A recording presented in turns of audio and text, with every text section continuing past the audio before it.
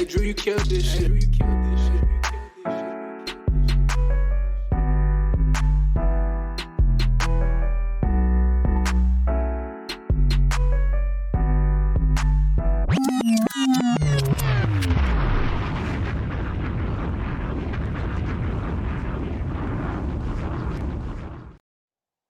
Welcome to In the Four Corners of Wrestling podcast here on YouTube, Spotify, Google, wherever you listen to us to.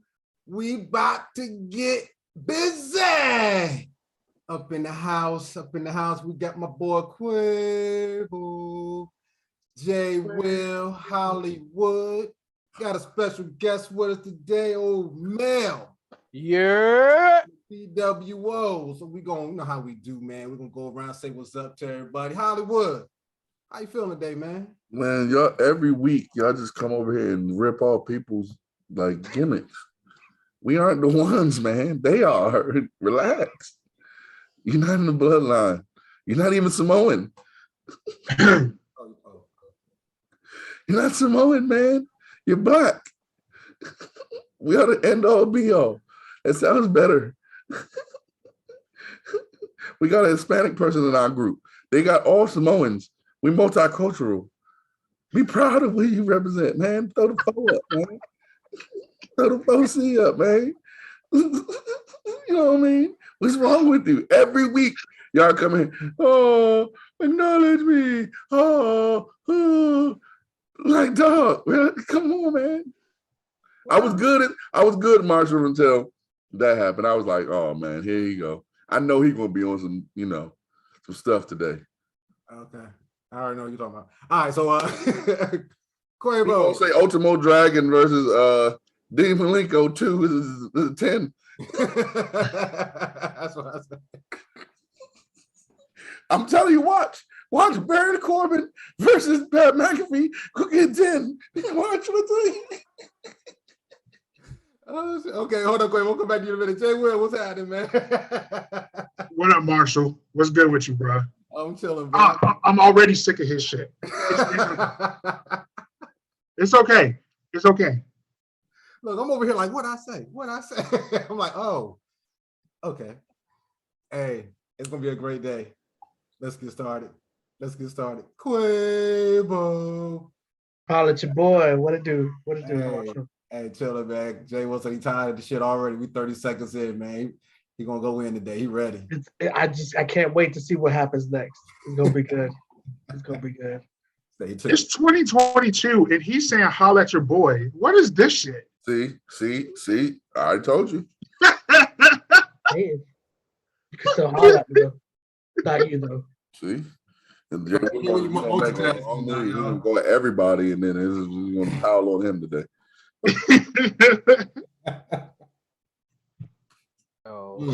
Because of Jay Will, we can't even do the list. We don't even do the list no more. Everybody's gonna be a 10. Everybody's number one. The list killer. He should have been world champion.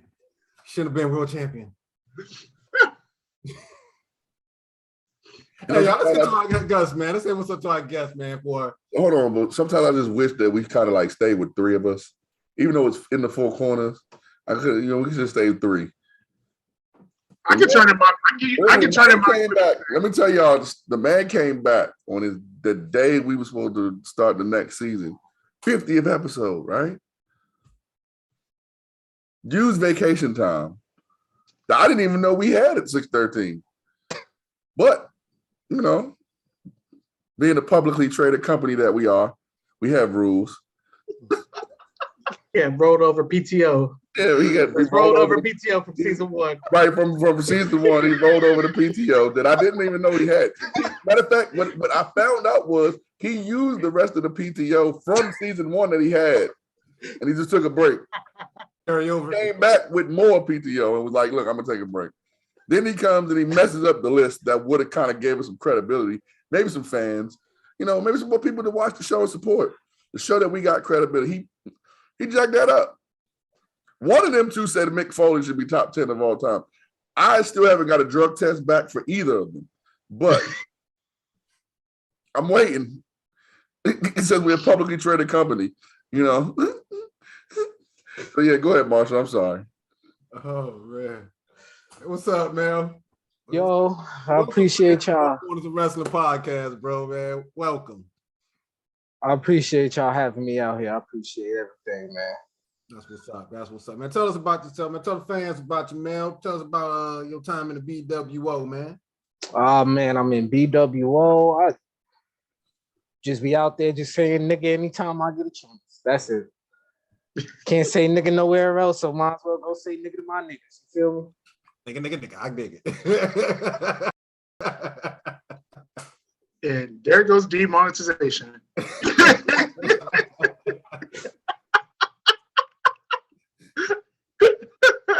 Oh man.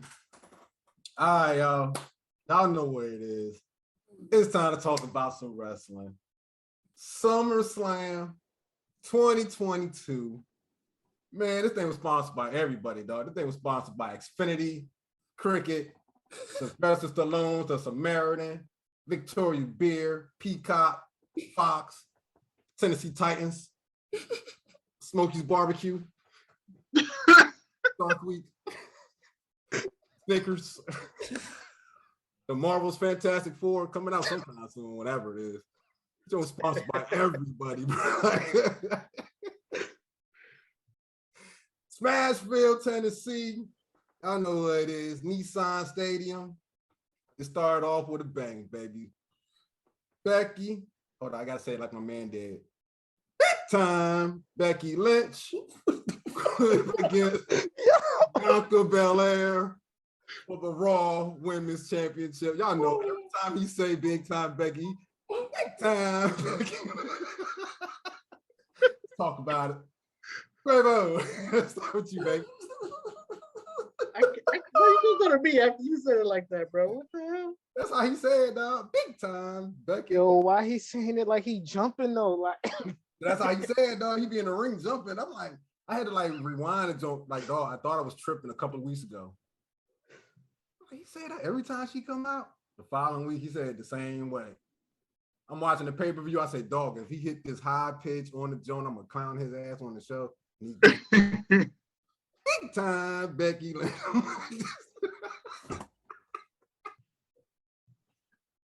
So don't blame me. That's like the dude that say the rated R superstar.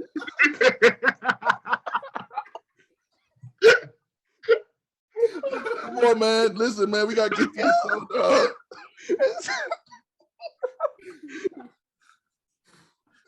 Oh man. oh man. Yeah, this was a good match, bro. This was a good match. Oh my gosh. Hold on, Quavo. Let me say this real quick, and then you go ahead. When you watch AEW on mute, you don't know what the hell happening. You just see niggas flying. That's it. Hey, we all probably watching it too while we doing it. Oh man. Nah, I got my phone down. That shit, all right. Yeah, I need a 2-week vacation from that shit. Woo. But go ahead, Quavo. I'm sorry, my bad, bro. No, you're good. Damn, yeah, this match was good, man. It was a good way to start the pay-per-view.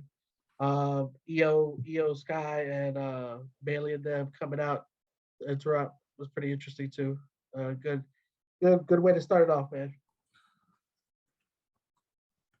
That's all you got? That's all you got? That's it? We got more people now. I don't gotta do so much work. Nah, you talk away. Nah, talk away. Talk away. I ain't here. I'm just here. Jay Will, what you think, man? Speak on it. That probably one of the best opening matches I've seen in a while for a pay-per-view event. That was easily one of the best matches of the year. If not number one, is definitely within the top 3 best matches of the year so far. It was definitely good because we actually started this pay-per-view with that match and not the main event. So yeah. It's like we've seen some great matches out of them. A lot of people feel like the feud had gone stale, but bruh, I can't. When you have matches like that, it's great. It was great, and having it out in the stadium is like a major difference in comparison to an arena. A lot of people may not realize it, but like the energy is totally different. Bro, they did a great job feeding off the crowd, making some great moments. Solid match, great match, and then at the end, we get Bailey coming back. We were waiting on her to come back. Dakota Kai comes back. Then we get Io Sky, bruh. The women's division has never been this stacked. This is crazy. Great match. Great opening match. Fix your face, Mike. You think Hollywood? Speak to me, baby. What you think? Hey, man, listen. A year ago, some of the people that's on this show was crying. And I told them, here we go. I said, listen, it's a story being told. The story can't be told without what happened last year at SummerSlam. Everyone was mad. Oh my God, they beat her because she's black, girl. And I was trying to tell y'all, she was the strongest, the fastest. But at that point, she didn't have the most experience and she wasn't the smartest. Becky was. So for a year, Bianca has been trying to get better at that, and she has, and she completed the mission. You know, I think they're gonna push her through the moon. I think that she's about to ascend to another level. I did like the fact that Bailey came out. That was a hell of a surprise. I don't think anyone knew that was coming. And then Dakota Kai, Io, we knew she was still in the company. We just didn't know what she was doing. But Dakota Kai was not with the company. And Dakota Kai kind of was one of the people that people fake cried about when she got cut. So her coming back was pretty dope to see. And with the new look, she didn't look like this before. You know, she coming back with a whole new look. So that was dope. Becky turning face. It's kind of what I expected. I didn't expect it this early, but I expected it because they're going to build her and Ronda at WrestleMania. So, you know, I think it was a great match. I think this is a trilogy with them, right? With Becky. Yeah. They had matches, or they had way more matches than that. No, I'm talking about pay-per-view. No, but pay-per-view. Oh, pay-per-view match? Yes, three. pay-per-view wise. This is the third one. Yep. This was the perfect way to end the third one. It was to be honest with you, I can't say this wasn't better than I can't say it was better than the WrestleMania match, but I can't say it wasn't. I gotta look at that. I gotta look at both of them again. This match was pretty darn good. They told good storytelling. Could be match of the week, the freaking pay-per-view for real. Bianca is getting better and better every time we see her. She gotta stop smiling as much, but other than that, you know, y'all know I don't like that smiling. Like she be smiling, getting her ass kicked. Like, yo, stop smiling, damn it. Be mad about something. I know you can be, but get mad when you pull that hair now. Yeah, but other than that, man, she's great. Becky Lynch, you got to give her flowers. Becky Lynch is. I'm going to ignore the comment because we got mail here that Jay Will said this is the stackest the women's division has ever been. I don't know what. Again, drug test, but yeah, yeah. Okay, all right. Mel, what you think about the opening match? From my perspective, Bianca. From my perspective, I thought it was great. I thought it was a great match. The only thing I felt like would have made it better if Bianca would have beat her in 25 seconds. That's how I personally felt. Other than that, I thought it was over. It told the story. I felt the emotion. My fiance, who's not really a wrestling fan, she was into the match. So, you know, that's always pretty good. So they told everything.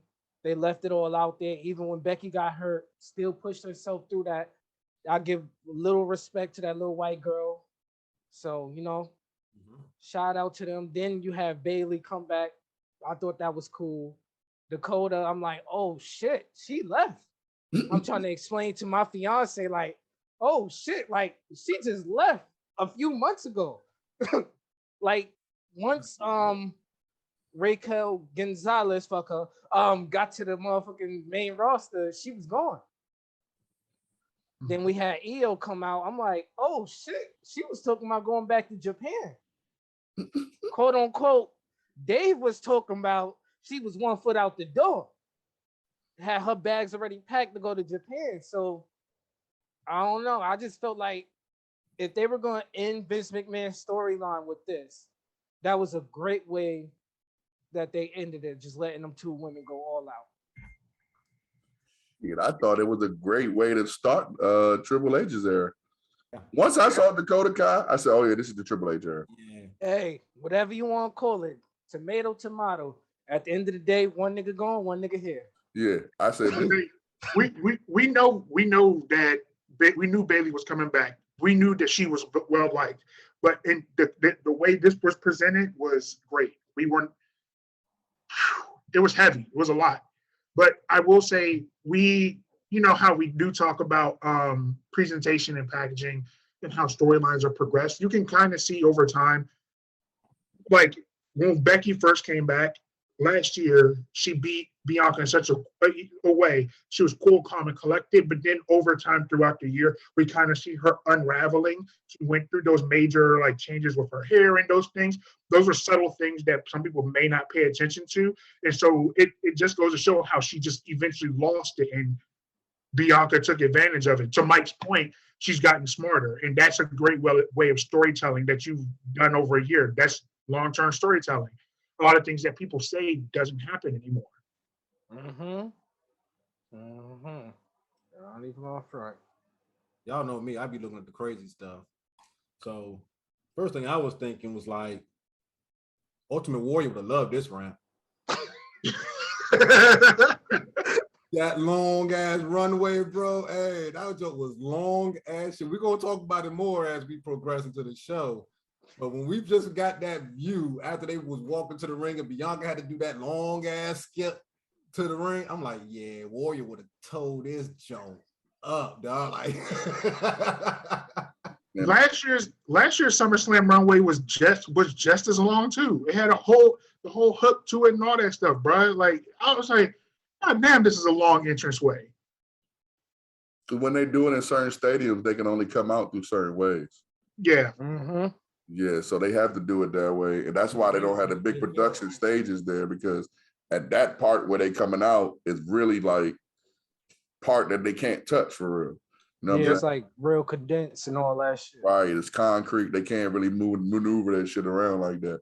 So that's why you see, like, even when they do the Royal Rumbles at the baseball stadiums and stuff like that, like, it's a really small stage, and because they only got certain, the dugout in baseball is right there.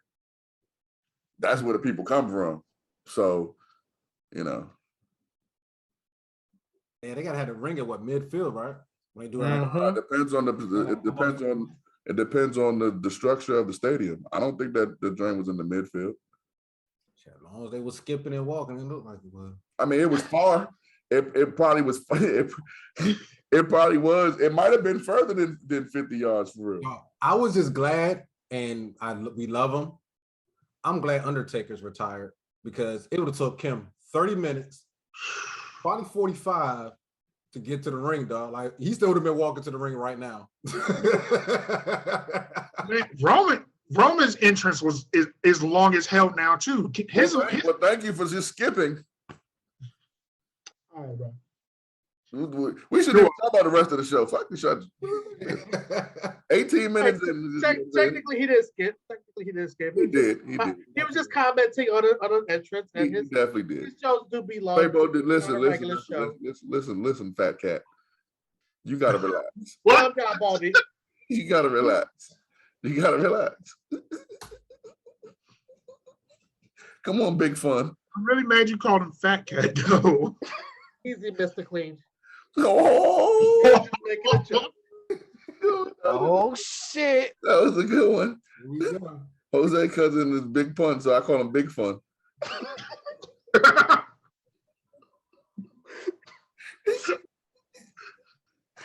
you go. I just sit back and clean my glasses, right? bow, bow, bow. Don't come shoot no man. You already know my gun full, man. I put one of them illegal joints on there, and you know what I'm saying? My joint is illegal. I don't even gotta post. So if I'm Big Fun, does that make you Fat Mo? No, because I'm not Hispanic, so that's not funny. If you would have said Suge or Suge T, that would have been funny. See, I'm good at making. Come on, man, go to the next match, man. Before I get Hispanic Otis out of here. You had the yellow Stone Cold rock moment and shit. All right, y'all. So next, hold up now. Vince T said the ratings was back last episode, so we're gonna rate this match. Oh yeah. What you got, Quavo? We'll start with you, Quavo. What you got, Quavo? What you gonna rate this thing, Quavo? It's a solid 7.5. What the fuck? Yeah. Jay Will, Giving it an 8. Hollywood. Okay, y'all. This has been another great episode of In the Four Corners of Wrestling Podcast. I don't know what these guys are talking about. You know, they don't have any credibility. I'm sorry. Damn, man, why y'all do this every time, man? Man, that joint was a 9, bro. And I'm close to saying 9.5. It was flawless. Yeah. Honestly, I feel about an 8.5, 9. They can only, like I said, I would have made that a 10 if Bianca Belair would have won in 25 seconds. I would have said 10, done deal. I could turn this pay-per-view off, go to sleep, I'm good. But Life it is didn't good. happen. But I'll give it about an 8.5 or 9. Maybe a 9.25 because Becky did push through that injury to finish that match. Yeah. And I Hey, did 613, the people that do the stuff on the side, like the behind the scenes work, those guys. I'm not gonna say their names, but I need you to go back to the last Bianca and Becky match and see what Jay Will and Jose gave it for me. We need to do some research. I don't think we scored that one. Okay, but I need you to go back and tell me what they said about that one then. I need that. Run that back so we can. Was I on the show for that one? It was WrestleMania, so yeah. Okay. all right. We didn't go to the Popeyes factory. Yo.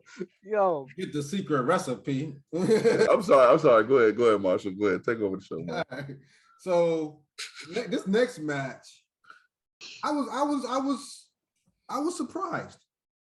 I was shocked. And Jay Will, this next match, we're gonna start with you. I'm talking about the Logan Paul Miz match. Like Logan Paul came to play. Speak on it. What you think?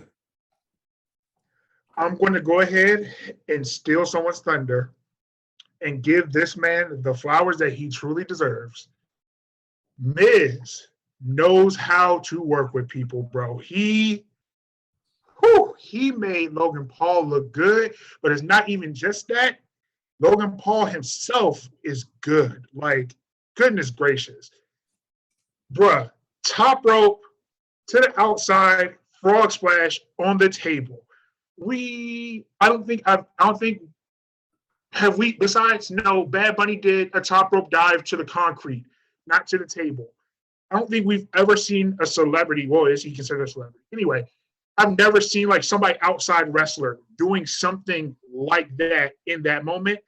Dude, man, that was a good match. Miz doing what he does, great heel work. But goodness gracious, Logan Paul has to get his applause for that. His mic work still needs some help. He still needs some help with that. But bro, that match itself, I don't got nothing negative to say about the match, for real, at all. Nothing negative to say about that match. Okay. All right. Hollywood. So I don't want to say anything negative, but I do have to say something negative. Logan Paul is very, very, very, very, very good. The Miz is very, very, very, very, very, very, very good. people don't realize when they bring these people in, he goes and works with them first. Like all of these people, Bad Bunny, Logan Paul, it was a couple of other celebrities that came in that he's worked with as well. Like he's a great heel in those situations because usually the heels are the ones that call the match. The one spot that I did not like was the jumping off doing the frog splash on the table. To me, that was the spot to just say I can do it. It had no significance to the match. It didn't help him win. Like he didn't win with that. You know what I'm saying? Like they still went on another 10 more minutes. So it kind of was like you're just doing it so you can show us you can do it. And I don't want you to get hurt. Like you hit it perfect. Don't get it twisted. Not hating on the execution of it. I'm just hating on the spot of it in the match. It just didn't make any sense to me. Like, okay, you know what I'm saying? If he would have got it counted out or something like that, then whatever, then cool. But it really didn't make any significance to me. We all knew you weren't going to win with that.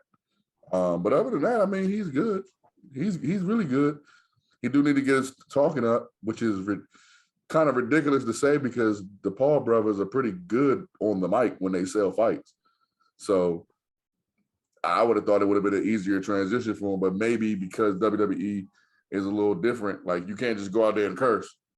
So, you know what I'm saying? Like, I don't know, but he's not bad at all. He's better than most people thought he was going to be. Now, I ain't gonna say I never thought he was going to be good or bad. I didn't have a thought about him for real. When he signed the contract, I was like, okay, cool, you know. But I do think he's one of them celebrities that do his service to wrestling. He actually cares about what he looks like when he goes out there. He could be like Pat McAfee for real. At some point, get a job within the WWE, like a permanent job within the WWE. Who knows? But shout out to the Miz for real, because I'm getting, like Ciampa said on Monday Night Raw before, from getting kicked out the locker room to having a match with one of the biggest influencers in the world. Shouts out to him. Got to give him his props. Sir, yes, sir. All right, Mel. All right. Damn. I'm trying to remember how this match went. Because to me, it was just a quick feel. Like, okay, we just going to put them together, work good. I'm not going to lie. Logan Paul did look good. He did look good. Miz called the right spots. It was just a few things that annoyed me. One was that frog splash. Don't get me wrong, to the table. If I'ma treat it fair, and Hollywood know how I am, I call certain shit about AEW, so I'm gonna do it about WWE.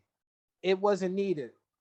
The AJ Styles spot was cool because you needed him at SummerSlam, but that little 2 seconds really wasn't needed. Ciampa wasn't really needed out there as well. They was just out there to be out there. Other than that, it was fantastic. Like, it was just fantastic to see. And the fact that he ended it with the skull crusher finale, I was like, oh, okay. That's a great way to end it. Because that's like on some created character. That's what he reminded me of. A created character that just stole somebody's finishing move to win the match. Mm-hmm. Mm-hmm. Okay. Quabo. I mean, these guys have said mostly everything. I agree with Mike and with Mel.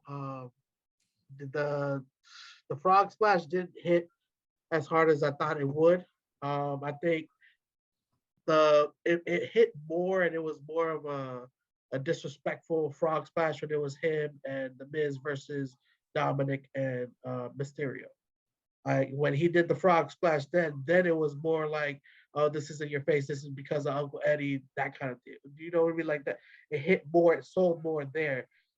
With this moment, it was just kind of like, look what I can do, and it's like, and I don't mind you doing it to show off your prowess or to show that you've got skill, but at the same time, make it make sense. Thread it in there, or make it count. Don't just waste off a good move. So, and the same thing with the forearm. I get it. AJ has been training you, so you want to show off some of the moves. So you do the phenomenal forearm. Okay, cool. But if it didn't build up more momentum, then it's like it kind of loses its hit. You know what I mean? Finishing it off with the skull crushing finale was intentional, and I think it rung true the way that he did it to finish it off and to get that win.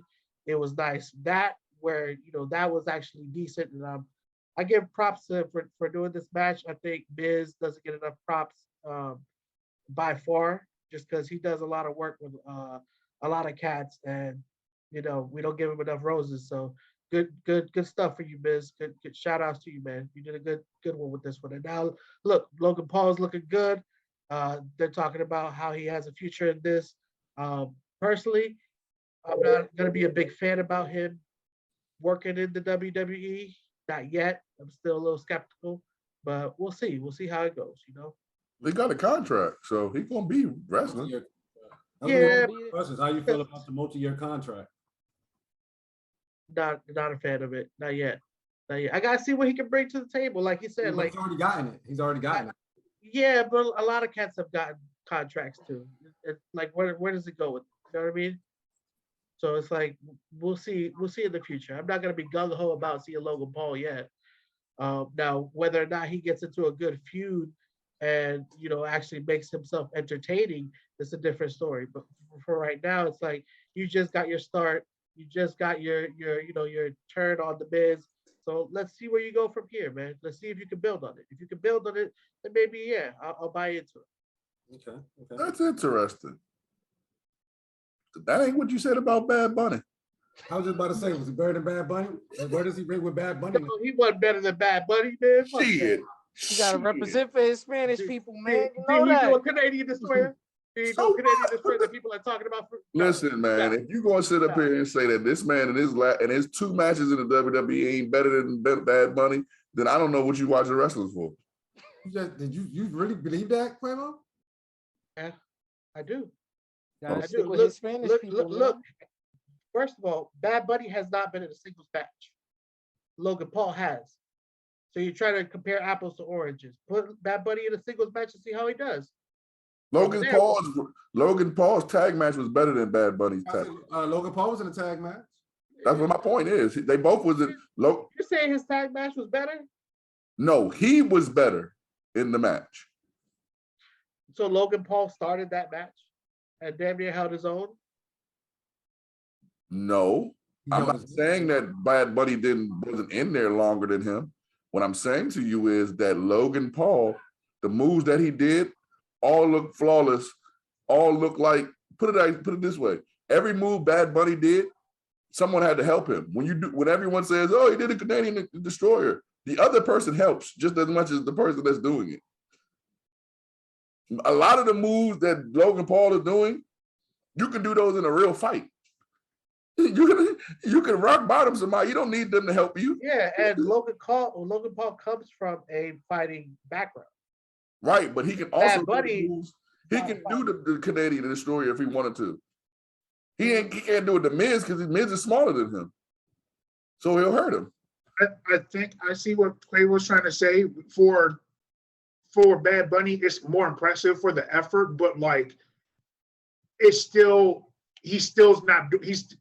like Mike is saying, Logan Paul's doing these things on his own. Yeah, he got taught these things, but like the moves that he's doing, nobody's helping him in the process of it. So it makes it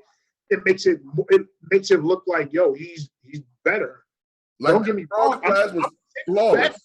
Bad Bunny was good.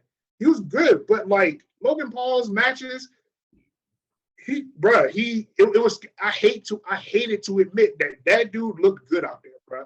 He looked real good out there. That frog splash was flawless. Flawless, bro. It was flawless. I just didn't like the fact that he did it at that point in time in the match. I ain't saying that every move he did pretty much damn near, except when he tried to jump on the ropes in the beginning of the match, like when he came out and he slipped. Hold on about the airy move, cause y'all motherfuckers, y'all skipping over a move that he fucked up that I never. Logan Paul, if you watching this, Facebook, Twitter, Instagram, never try that figure four again. Never try that shit again. That don't count. All right? Never. No. He hurt my feelings. When I seen that shit, I'm like, look at this shit. When my fiance could go, he ain't even hurting this motherfucker. What is he doing?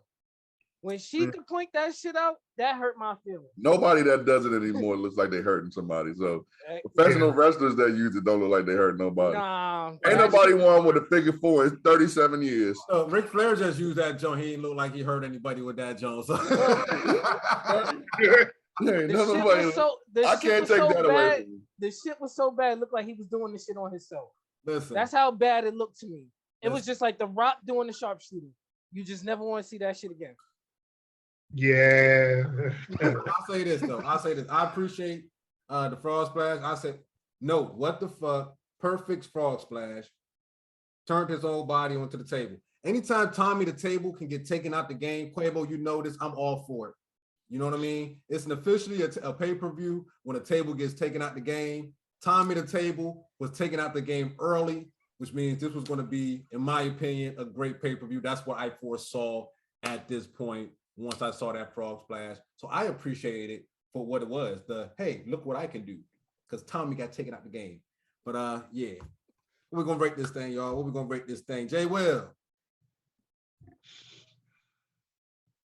I'm going with an 8.5. You see this? You see that? You see that? What you got? Go ahead, Mike. Say something. Go ahead, Mike. Say something. Go ahead.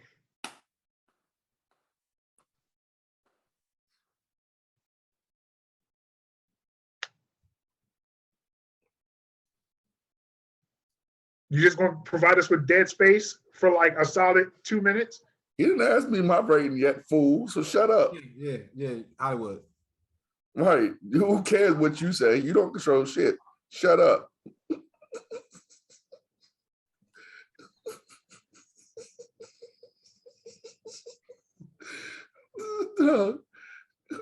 Who's next, Marshall? You gotta ask somebody else, man. All right, Mel. I got that match a good 7.5. And I appreciate Logan Paul for bringing his own swagger into that match. All right. Because the two matches I've seen, that man has his own charisma and his own swag. Like when he was playing the heel at WrestleMania, I thought it was amazing. Because like he made the fans get all upset, boo him. And then he won me over at SummerSlam. Even though he did that dumbass frog splash, that was perfect. You didn't change that. I'll take the glasses off. Don't wear the glasses, 1 or 2. Okay. So, Quavo, what you got? I'm giving it a 6.5. It was all right. It was all right match. If it was Bad Bunny, it would have been a 9. Right? Nah, don't even start. Don't even start, man. Don't even start. 10. If Bad Bunny would have did a frog splash onto him, the table wouldn't have broke. The table wouldn't have broke. They just would have bounced off the table. Bad Bunny had to do a frog splash into Canadian Destroyer. That would have turned right up for him. Yeah, Hollywood. Hey, you said Bad Bunny would have bounced off the table. That's funny. Bad Man would have bounced off the table. They wouldn't have went through the table. That table would have been like, please stop. I would have been so disappointed. I'm like, damn, this pay-per-view is gonna suck. It would have hurt though, because it would have been through. But anyway, yeah, I didn't want to say anything when J. Will gave his rating because everyone has the right to their opinion. You know, this is America, right? And plus, we can't fire him during the show because it makes the rest of us look bad. So, you know, I'm kind of with Quavo and Mel. I'm gonna go ahead and give him a 7. I'm gonna give it a 7, not because it wasn't. I'm not taking point. I can't even take points away for the frog splash for real. I'll take probably a point away from that, but it wasn't better. I don't know what J. Will drugs he do, but it wasn't better than what we saw the first match. You know what I'm saying? So, you know, somehow he gave the first match less rating than he gave the second match. I don't know what type of drug makes you do that. Is that like fentanyl? I thought fentanyl kills you. Well, it's a drug called Bianca. No. No. If he was taking the Bianca drugs, then he would have rated it higher. Nah, he's married. He can't go like he can't let it be shown. Well, he be lusting for Naomi. My wife gonna come in. Like Bianca, like that, huh? Want to give her a 10? Huh? Man, gave that Logan Paul higher than Bianca Belair. Listen, man. I want to quit the show, man. Damn. Oh man. So next, I don't know why Mason Mansour are why they are. Who? Dupree. Then we had the Theory versus Bobby Lashley match for the United States Championship. Yeah, you must have walked away with them two. Okay, anyway. So starting with you, Hollywood. What you think about the Theory versus Lashley match for United States Championship? Honestly, I thought this was going to be my bathroom break. That's what I thought. But it actually turned out to be pretty good. Like, I couldn't really leave my seat. Like, you know. So what time around this time, it was probably like 9-10 or so, right? Yeah, the sun was mostly down at this part of the Okay. So it might have been the next match, but in between this match and the next match, for some reason, Quavo just hits me up like, yeah, man, I'm still coming over for SummerSlam. I'm like, hold up, wait.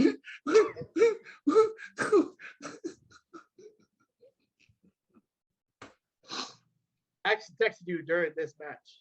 And I didn't get a reply. And I was like, all right, fuck it. I'm gonna just finish watching the match. I didn't even see, and I did see that you did text me earlier, but it was still after SummerSlam started. So I don't know. Anyway, had to throw that shot at Quavo because he was talking shit earlier. Pow, pow, pow, pow, pow, pow, pow. Anyway, this match was pretty good, man. I mean, we can hate on Theory as much as we want to. The boy is good. Mm-hmm. The boy is pretty damn good. And he's annoying. And he's an annoying heel. So he's doing his job for the most part. I think people just hate him because they feel like they're going to push them like John Cena, but he's pretty good. He's not a bum. For the most part, he looks like a mid-carder to most. But I do see why they try to push him. He does have potential. And Bobby Lashley is just Bobby Lashley. At this point, you know what I'm saying? He's Bobby Lashley. I wish he didn't have the mid-card belt, you know.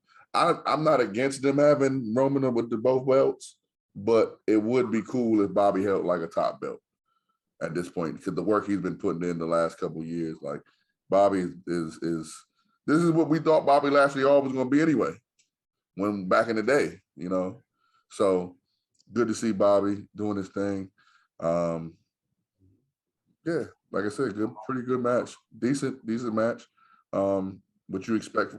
Put it this way, like Jay Will says all the time about the opening matches. He says that shit a lot too. Hey, production people, go back and see how many times Jay Will said this is a great opening match because he said I feel like he said that a lot of the time. But anyway, what was I about to say? This was a good third match. This is a good third match on the card. Okay. Yeah. Mel. All right. This match right here. First of all, I just want to say, Bobby Lashley, you my dogs. I've been riding with you forever, but I can't get past this face, Bobby Lashley. Come out. Let me go Super Saiyan before the fucking match start. Let me get my ass beat the whole match, and then all of a sudden put you in the hurt lock, call it a day. Nah, I need that heel. All right, I'm tired of this bullshit, Lashley. Theory, he all right wrestler. The only thing I don't like about Austin Theory, I'm gonna sound like Dolph Ziggler. It should have been me because we around the same age, so it should have been me out there instead of him. But he doing his thing. You feel me? I'll give him his props. He's doing the best he can. Money in the Bank. They're just hyping him up and hyping, and I understand the hype. He progressed from very first time we seen him, you know, with Seth Rollins and stuff. Then he went back to NXT working with Johnny. Johnny boosted him up. So we seen that progression. Now Vince McMahon boosted him up. We seen that he sold a lot, especially at that Elimination Chamber, made Brock look well. Now, right now, going against Lashley again for a second time. He did what he had to do. He made Lashley look good. At the same time, he made himself look good as a heel. And I'll give him all the props that he's doing out there. Cool. Quavo. Quabo. Yeah, I mean this match wasn't, it wasn't a long match. It was a quick match, short, not a lot to chew on. It was a decent one though, because you showed Bobby's prowess. Shows he's still the strong guy. Don't fuck with him. You can have that case, but you know what I mean. At the end of the day, Bobby's the guy. So I agree with Mike. They need to put a belt on him. Uh, he deserves it. real He's been belt. doing it for a real belt. He's been doing it for a minute. Um, yeah, I mean, this was a good match. I feel like he said, this was one of those bathroom break moments. This is why I texted him and I was like, you know what, this is perfect time. Let me see what's going on. Let's see if I can slide through. But yeah, then Judgment Day came on, so it is what it is. This is a good match overall. Yeah, fun, good little place setter. Like you said, this was a great number three match. But yeah, it was decent. It was decent. And Theory, give props to Theory too. He did his thing. He does have potential. At first, I didn't like him, but that just goes to show you that he's going to be a great heel. He's annoying, but he also knows what he's doing as a heel. So he's not just needlessly annoying. He knows he's doing it purposely. So props to him too. Okay. Cool deal. Jay Will. Kind of really don't know what else to really say. I do have to speak on Theory's heel work. It's great to see that they're kind of really he hammered in the whole teenager focused on being on social media thing. He does extremely well with that. I think that he did very well with showing true frustration during the match with Bobby.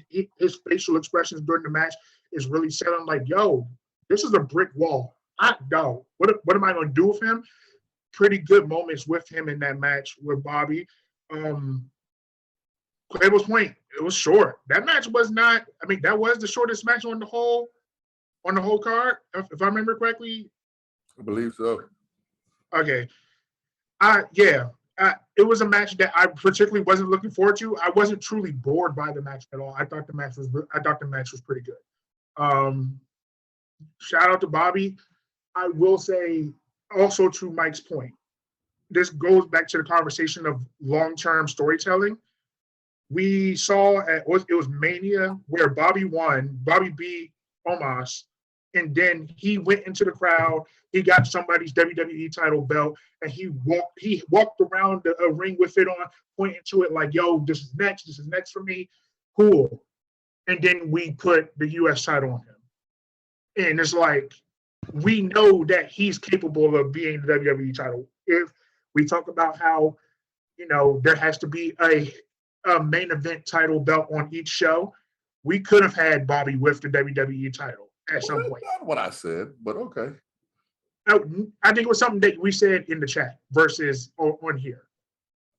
I never agreed with that, but go ahead. Okay, well, someone said it. Either way, I think for me, I think I predicted Bobby was going to win Money in the Bank, but I mean, I'm not mad at what we ended up getting with Theory with it. It's been pretty entertaining with him leading up to this point. It's been pretty entertaining with him showing up. He's hitting people with it. Then he's getting decked with it leading up. Pretty good. Okay. I mean, I agree with Quavo. Wasn't much to chew on. Bobby, I mean, yeah, I think there was something that's to come, foreshadowing, so to speak. He did that to give him the U.S. title. Hey, you'll get the big belt sometime down the line when Roman's done, hopefully. Colin was like, no. Hollywood, what you gonna rate this thing, bro? I mean, I'd probably give it 7. It wasn't. I mean, it was good. It was Not much to chew on. Yeah, it wasn't. I mean, only reason why I give it a 7 because they did their job with what they was given, so I give points for that. So, yeah. Mel, Let's just go 6.5. I was bored with the match because it was, to me, it's just like two powerhouses just going against each other. So it's like a little bit of limitation. but they actually sold really well for each other. And they did tell that story in the ring. Like, okay, the punk kid is getting his ass beat by the real guy, and this fucking brick wall is here. All right. So put the real belt on him, not this little prop shit that Vince created that has no integrity or anything. Okay. Quavo.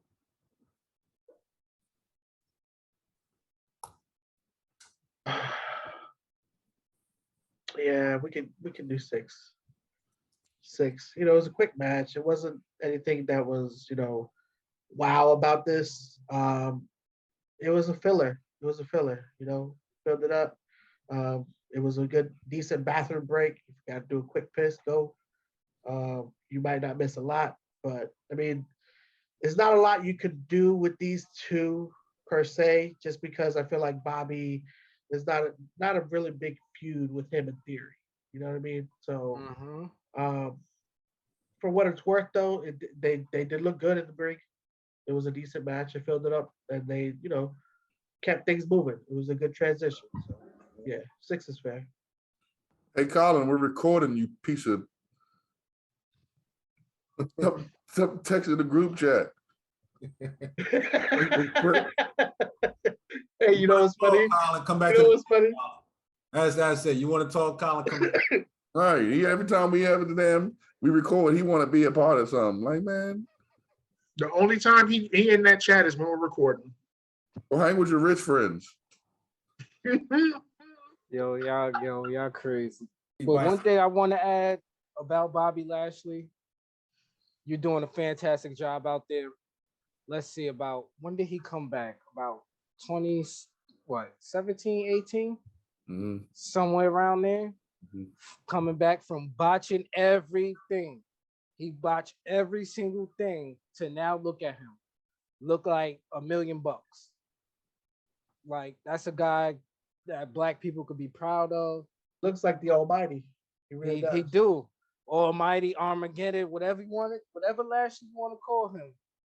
He's looking fantastic compared to when he first came back. Yeah.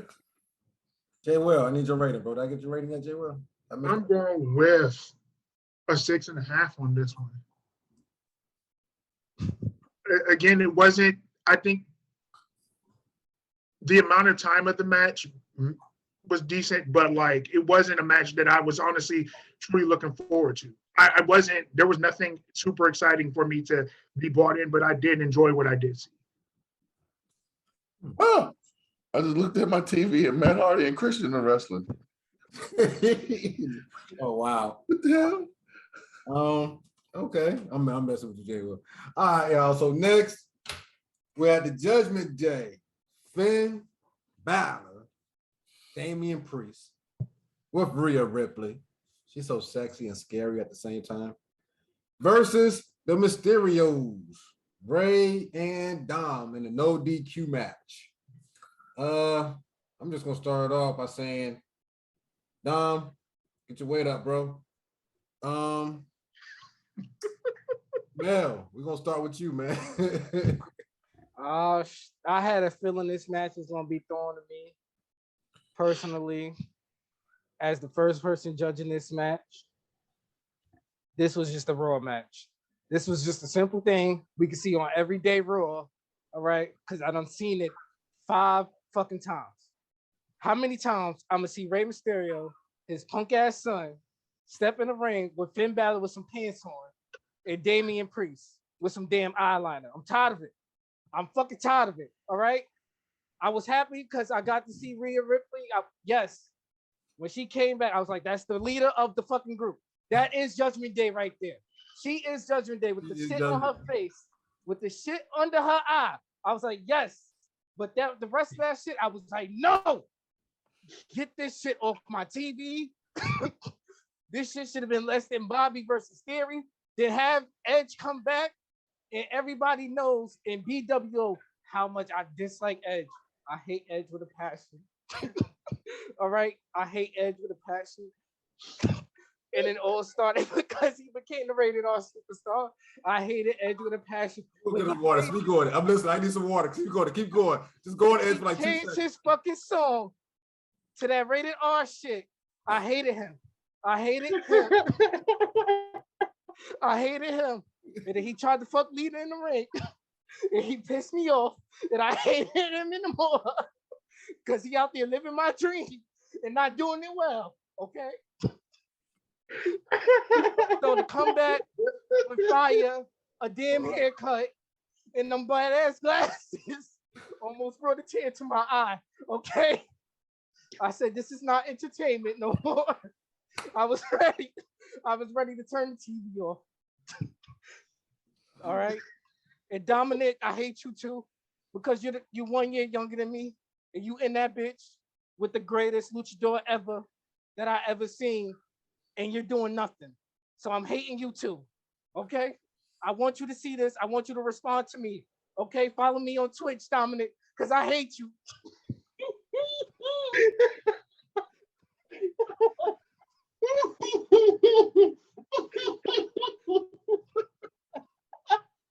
Oh my God. Yeah. Tell them how you really feel, bro. Because the matches are everyday Raw match. We didn't need this at SummerSlam. This could have been a pre-show match and everybody would have been happy. But no, they did this bullshit just so Edge could come out. And I don't even remember what he did because I hate him so much. I just hate him. Even the Judgment Day. They kicked him out the Judgment Day. He was coming for payback. Oh man. So now what do you call this group? You What wanted, do you wanted either Val Venus or the Fiend to come out that fire. You was like, fuck an Edge, huh? The shit that got me mad was because they did the shit Sunday, then turned around and did the shit Monday too. Like, I hate you. Oh man. Somebody else could go because I'm gonna just keep saying how much I hate these motherfuckers. I want to yield all my time to King Bell because this is beautiful. Oh man. That was real hate. He got really you. does hate Edge. Wait, but Quavo going back to season 2. Season 2, yielding all this time. Oh, What you got, Jay? that's beautiful. Wow. I was laughing at Dom getting tossed around by Rhea Ripley. That was a highlight for me. She fucking beat the whole family up. She lined them up on Monday. Beat the whole family up in Madison Square Garden. I almost bought tickets to see that shit. And then she turned around and just beat them up again on Sunday. I hate this shit. She beat the Stop dude. breaking this shit up. Dominic up. She put right through the table. If the wife would have stepped back, there, she super kicked her ass. You smush it. You smush the daughter. You yoked Dominic up by his fucking neck. All right. That motherfucker Dominic got yoked up like a grown ass man. All right. I just looked at that. Then she ran down on Ray, kicked him right in the shoulder. I'm like, yo, somebody need to tell this shorty to chill. She just got cleared. Last week you had a heart monitor on. This week you yoking these motherfuckers up. You cannot be beating up on the Spanish community like that. All right? You cannot. My feelings is getting hurt. She missed doing what she do. Welcome back, Rhea. I love it. I love it. You want to add anything, Jay Will? You want to add anything? This was my bathroom break for the show. Like Mel said, it was something that we've seen on Raw. People already know I'm not a huge fan of Dom, but this match was just not what I needed to see. It was something that I went to the bathroom, got myself a drink. I felt like nothing was missed. Edge came back with Gangrel music. Okay. Well, excuse me, the Brood. Nothing was missed. Just Edge with some damn fire and a haircut. Nothing. The haircut was the more surprising part. Full Metal Dad. Full Metal Dad. Yeah. But the haircut was the more surprising part of anything. It wasn't that the fact that he came back. It was the fact that he had a haircut. Wow, The fact that they call him PC principal for South Park goes to show you how bad that fucking haircut is. Okay. Wait, why y'all talking about his haircut? He had a haircut when he joined Judgment, when he made Judgment Day. Okay, he had a haircut, but not that haircut. It's the same. No, it's not the same haircut. Yeah, He know had what's long hair when he did Judgment Day. Go tell Yeah. No, go he tell didn't. white When he people started that. Judgment Day, he cut his hair. That's all I No, saw. no, no. Was a No, jacket. he had it in a ponytail. No, he cut it. His hair was cut. His hair was cut, but it was a Vince McMahon old school style haircut. Right. Then now he went on to this 2010, maybe 2020. I'm PC, throw on these fucking bum ass thunder shades, and I'm gonna just walk out there with fire and hope everything is okay. It is not okay. Edge, fuck you for ruining. You almost ruined the night for me. All right. Hey, hold on, because there's something else I forgot. I forgot to mention. This nigga, sorry, not Nick. Dominic got a mullet, bruh. It is the year of 2022, and he has a mullet on his head, bruh. He's matching his daddy's haircut. Bruh, his daddy bald. Oh, His Eddie, real daddy. Get his His real haircut? daddy. Come on, pay attention. You say your dad took him to get his haircut? bruh. Why a mullet? Why are we seeing a mullet? It's took him to get his haircut when he was like 25 now. Damn near It's- 30. It's 2022. Come on, son. Gotta take and get your haircut. Bruh, this ain't it. That man got more hair on his head than he got weight on his body. That's the part that's killing me. I said, dog, I think I came in y'all group. I said, my man he need to wake up. He need to drink like 2 protein shakes, right? Eat breakfast, drink a protein shake, go work out, drink another protein shake, eat another meal, and then before he go to bed, drink another protein shake and have a PB&J sandwich. He need to get his dog. You getting tossed around like that by like your daddy not even getting tossed around like that. Bro. The thing is like, it's just so bad because to me, he is great in the ring. Like when I watch the movements that he could do, I see the potential. I understand why you're a Mysterio. All right. But we know you're Eddie's son. Get in the gym. Eddie was in the gym. All right. Him and Benoit used to do push-ups together. And when they used to fuck up in the match, they used to do push-ups and punish themselves by exercising. You're not doing that. You fuck up in the match and you go get tossed around by Rhea Ripley. I don't get it. I don't get it. Just, I don't know. You need to leave Rey Mysterio because he's not telling you to work out. Hey, SA, my amigo. Aaliyah getting mushed like that. Aaliyah got mushed. You ain't hear nothing else from her until Ray got put through the table. Like, yo. Oh, we getting on topic here. We get on topic. Hollywood. What's your thoughts on the Judgment Day? Basically, other than Jose, what I'm hearing is all of y'all want to be Rey Mysterio's son. Cause y'all hating on Dominic for stuff that don't even like. Come on, dog. Like it at this point, it's kind of annoying. Like the boy is good in the ring. Y'all are judging him next to his father. If Taz was standing next to Hook, Hook wouldn't be looked at totally different than he's looked at because his father's standing nowhere near him. Randy Orton, the same thing. When Randy Orton came out, his father was nowhere near him. We're looking at the best luchador of all time standing next to his son, and y'all try and judge him like that. Like, first of all, him getting thrown around the ring, that's what he's supposed to do. It's called selling. I'm clowning him because he getting choked up by a female. He was selling. That's what the part of the match was. But you know what's interesting? That makes it even more. I don't see Alexa Bliss. Let me finish. Let me finish. Because I listen to everything that everybody said. The saddest part why I really hate with y'all with everything else. Because anybody else y'all like, if they do them and they was getting beat up by Rhea Ripley, y'all will be blaming Vince.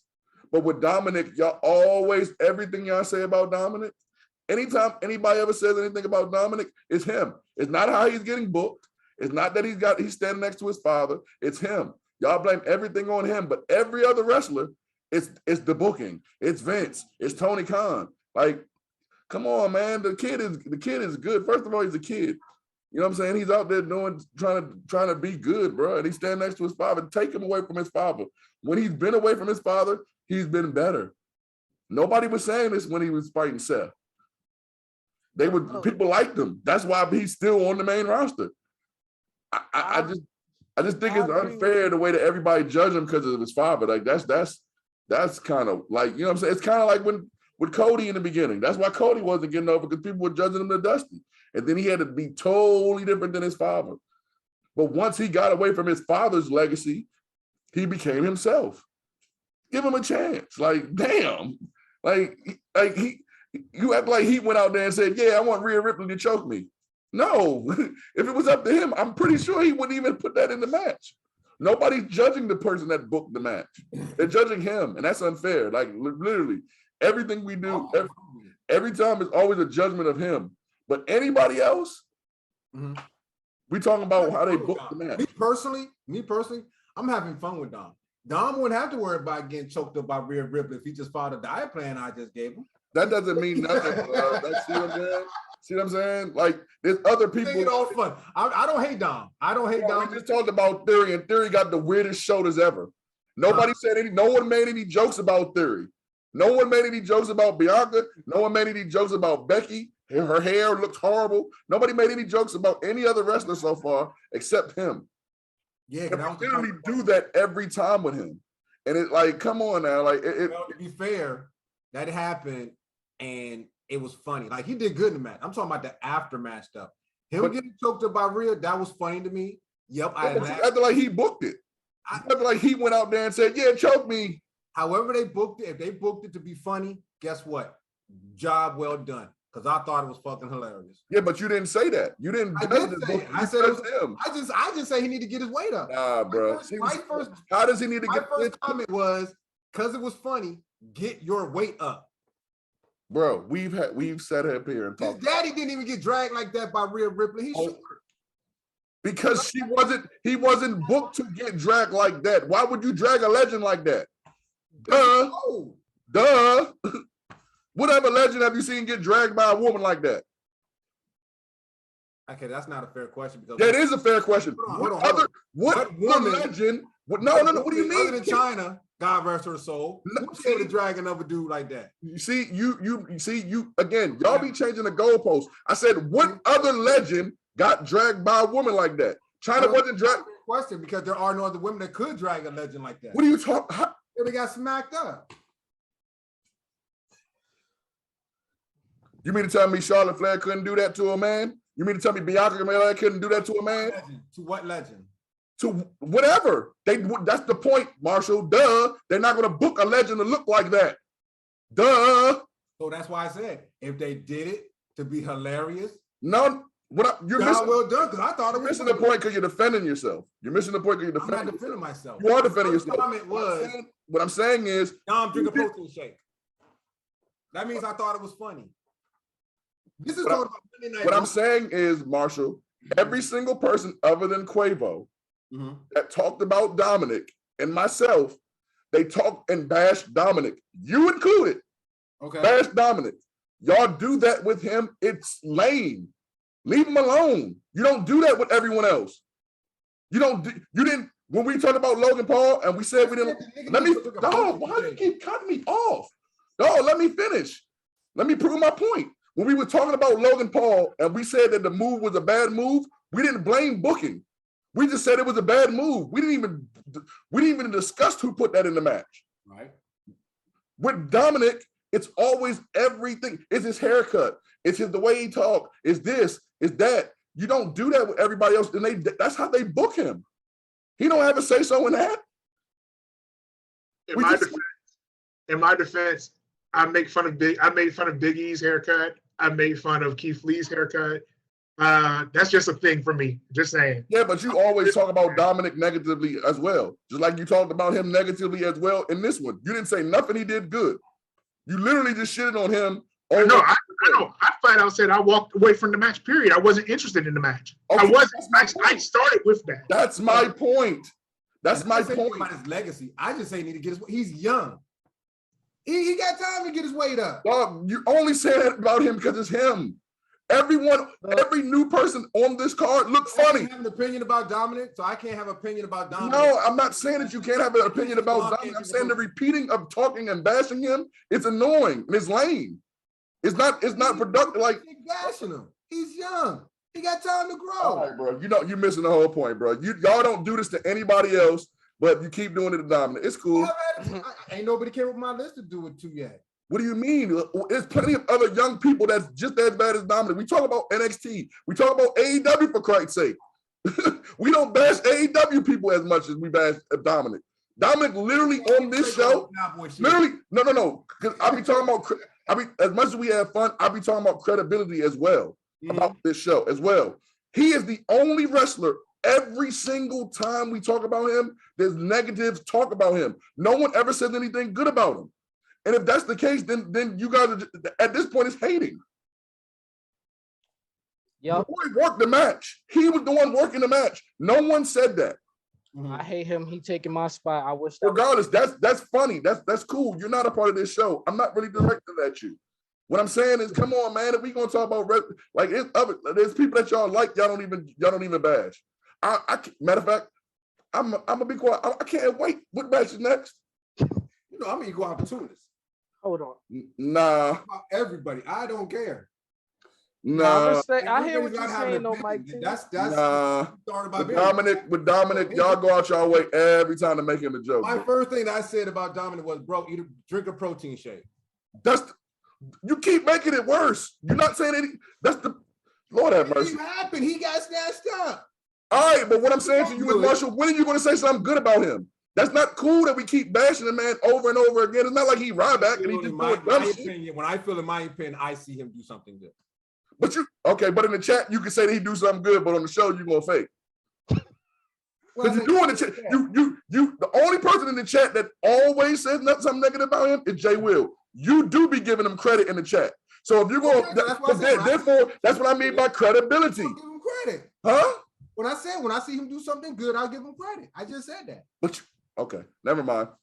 We're gonna go into the next match now. Never mind. Y'all, one day y'all gonna see when people start questioning, like, damn, how you get this match at 9 and you get this match at 7.5? Y'all gonna see. Y'all gonna see. That's why Slammin was smart with this one and yield this time. He was smart. Personally, let's take a time out. Let's talk about Dominic. Personally, he is a good, I feel, decent wrestler. For a kid that's just trained by Samoa Joe, all types of stuff like that. He did his thing. It's just this match right here, I couldn't get behind. Fine. If you don't like the match, that's fine. But knowing that we're reviewing SummerSlam on this day, and you getting up and walking to the bathroom, that's not cool. That's not cool, bro. That's not cool at all. Like, to say that on the show, that's not cool, bro. We supposed to be reviewing the shit, watching the shit, and reviewing the shit without bias. If CM Punk has a bad match, I've been on here saying CM, and everyone on this show knows CM Punk my favorite dude. I'm the one that put every single person on in this group to AEW, and I trash AEW. So if we're not going to keep it funky and keep it real and motherfucking do what we supposed to be doing,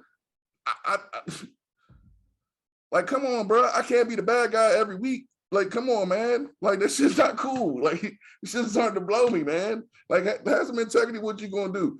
You gonna sit up there and say this is the bathroom drink? Everyone knows I don't like Dominic, so you're not gonna have nothing to say about this match. You shouldn't have said nothing. That ain't right, man. Come on, man. Dominic ain't do shit to you. The fuck? He's made me bored. I mean, okay. Watch the match, Jay Will. No, don't watch no match. Don't watch the match. I still didn't. When you get to the score. Go ahead. All right, we're gonna rate this thing. Mel, go ahead. No, don't even worry about it. Don't fuck this match. 4. Executive call Vince T. Hey man, fuck that shit, nigga. Vince got kicked out. I didn't, nigga. Paul T. You know that, man. Come on, man. Forget this. One person didn't watch it. One person yielded this time. I'm not gonna. Let's not waste it. Come on. What's next? All right, cool deal, man. No, I want to know what's next before I move on. Huh? Before we move on, what's next? The ratings was next. No, what's the next match? Pat McAfee. Oh Lord, I can't wait to hear what y'all got to say about this. Come on. All right, so we was gonna start with you. We're gonna save you for later. No, come on, bring it. Come on. If Pat McAfee, if y'all like Happy Corbin better than y'all like goddamn Dominic Mysterio, I swear on everything I love, I was hit stop recording, and it's done. Y'all can go to the Elbow Podcast or whatever that shit called, the Elbow Drop Podcast. I like them. They're good. But y'all, listen, go ahead. Come on. Matter of fact, Jay Will, you go first. Nah, Mel going first. No. He went first last time. First, Huh? first. Go ahead. Then you, but okay. All right, I'll go first because I genuinely have liked what's been going on leading up to this match. A lot of Corbin coming in, attacking him. There was one SmackDown where he kicked the shit out of Pat McAfee from when he was sitting in the chair. I had to make a GIF of it, share it on Instagram, tag Pat McAfee. I'm like, yo, you good, bruh? When I finally get to this match, it was Corbin does a good job with helping make people look good, but the ending of the match really irked me with how bad the sunset flip at the end for the pin. It did not really, he didn't really lock in the movement, like his body really didn't connect completely. And it looked like at that moment that he really didn't have Happy Corbin really pinned correctly. And it was a moment where I was like, that may have been an inexperienced thing when it was like, it just he didn't stick that landing too well. Other than that, I mean, the match was okay. It was cool. It wasn't one of his better matches. I think his match with Theory at WrestleMania was much better.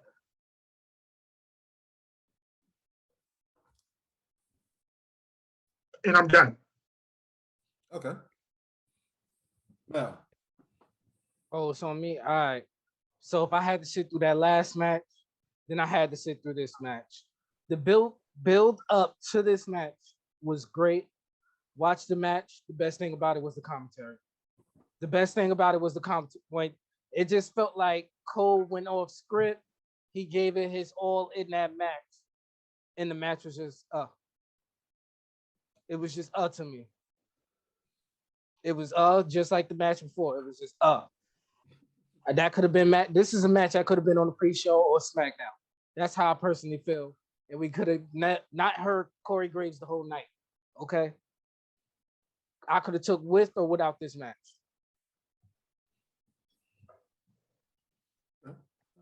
Quavo. I mean, I don't disagree with Mel. I could have done without this match. I feel like with Pat, I feel like I forget who it was I was telling this to the other day. I'm tired of him taking up spots on a pay-per-view where you could actually put superstars. Either decide to be a superstar or decide to be a commentary, but pick one, damn it. Pick a lane. Pick a lane, because this is something that you could have put on a SmackDown or put it on a Raw show. And it's like, Pat, you're doing this, and I get it. You know, you want to be on the big stage. Well, become a wrestler. Call it a day, become a wrestler. It's kind of like when we used to see Jerry the King Lawler get out from commentary and be in a match for like 2 seconds and then hop right back into commentary. You know, it gets stale after a while. Not to say that the match wasn't good. The match was decent. And having him jump off the top rope and have high flying McAfee was decent. Nothing wrong with that. But for me, it's just like, okay, now at this point, it's like, pick a lane, dude. Pick a lane. Either you're going to be a wrestler or you're going to be a commentator, but pick a lane. Because now it's just starting to get tacky and boring. And it's like, we see this all the time. And where you could have put an actual match of relevance, you have McAfee trying to live out his dream on a pay-per-view every time. And it's like, for me, it's like, I want an actual match. You know what I mean? I want an actual match. And if you are going to be a wrestler, okay, turn this into a good feud. And it was a decent feud building up all the way up to it. But at the same time, it's the same story. It's the same story, McAfee. Like the last time it was McAfee's going against Theory, right? McAfee's going against Theory. They build up the feud. He's taught to him from the table. Same thing. Do insert new wrestler name with Corbin. So it's just like, it did it did its purpose, I guess. But I wasn't impressed by the match. It is what it is. I have a question. How else would you set up for it though? Because if Pat McAfee's on commentary. Like, so I do remember, I can go back, you brought up Jerry King Lawler. I think there was, with Jerry King Lawler, what made it personal would be like he would get into wrestling matches with people or attack people because they did something that went against his moral code versus like he was defending somebody. Like I remember sometimes he defended somebody, but like with Pat McAfee, he got attacked. So I'm trying to remember like how. So now back to my question. My question is, how would you set up for Pat McAfee to get involved with somebody else then if he's a commentator? But that's the thing. He got attacked last time by Theory. No, but what else could you do to get him in is my question. Because and that's what I'm saying. Turn him into an actual wrestler where he's not actually commentating. Personally, it's just the same thing over and over, if I'm gonna be honest. So let's be for real. We don't see about 3-4 Pat matches in WWE. The best one is still to this day, the guy that everybody talks shit about because he's skinny, he frail, Adam Cole. That is still the best match that he's did, right? There's nothing that gets close to or can top it because it's only limitations with Pat. It's so many limitations. So you put him with Theory, Theory's going through his best, but limitations. You put him with who he just wrestled? Corbin? I'm coming to you in a sec, Hollywood. He wrestled Corbin, and then once again, it's limitations. So it's just like, I understand they trying to do the announcer. I don't know why we compare him to Jerry the King, because Jerry the King was the heel, and when Pat was the heel, it worked perfectly fine. Other than that, no. All right, so before I come to Hollywood, only thing I liked about this jump was the choir singing bum ass Corbin. So Hollywood, what you got? Okay, so first I'm gonna go around the room. Jay will prove my point from the previous Dominic point. He didn't say nothing negative about. I did. No. Let me finish. Like I literally just sat here and watched y'all talk, and I didn't say not one word. So please afford me the same respect. But you didn't say anything bad about Happy Corbin, and he was off in this match a couple times. You didn't say nothing negative about him at all. Actually, nobody did, but okay. Second thing, going to Quavo, you said it's the same story. So I think Mel kind of repeated you and said it's the same story. No, it's not. When he was beefing with Adam Cole, he started that beef with Adam Cole. That's not the same story. When he was beefing with Theory, Mr. McMahon gave him a match. Theory was the match. That's not the same story as Baron Corbin. Baron Corbin was his teammate in the NFL. That's three different stories. But anyway, I don't know what y'all be talking about sometimes. But hey, anyway. As far as him being a commentator, because you said Jerry King Lawler, and you said Jerry King Lawler defended somebody. No, he was the heel. Jerry King Lawler got whooped because he was running his mouth. That's why he got whooped. That's why he was wrestling. My announcers have wrestled and been in done this gimmick multiple times. Michael Cole has wrestled. JR didn't. Well, yeah. Why got set on fire by Kane? Come on now. Okay, right. It's always been in wrestling where the commentators get involved at some point. Well, The JR reason why won, he won against Triple H too. Don't forget that. And the reason why Pat McAfee is so they use him so much the way they use him because he's actually athletic and he actually loves the business. It's not about him being a wrestler or being a commentator. He's great at commentating. He's pretty damn good at wrestling. So that's why they put him in these gimmicks. This last story that they just told, you talking about long-term booking, they literally was in their locker room saying they was going to face each other in WWE. And they did it. So I don't know. The match itself wasn't all that great. It wasn't bad. Was it Pat McAfee's best match? No. But it was a good match. It was good storytelling in the match. They kind of messed up on a couple of moves. Or kind of almost messed up on some moves. But Pat McAfee is so damn athletic. Like, again, he played punter. punters ain't supposed to move like this. You know what I'm saying? Like, you have to know the whole story of them to know that this dude is a punter. Like, if you don't watch football, you don't know what a punter is, then I'm trying to think of another sport, like the equivalent. I don't know. Like, Soccer. huh? The soccer.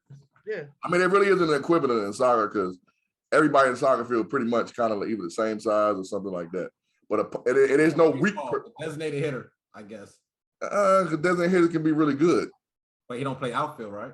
Some don't, but you know, if you take Barry Bonds and you go or you playing certain, you know, like the National League don't have a designated hitter. The American League does. So when you go over, you know what I'm saying, you might take a position player and make him your DH because you don't have to make the pitch. Because in the National League, the pitcher bats. In the American League, the pitcher doesn't have to. It's a designated hitter. So you might that's close, but not really. You know what I'm saying?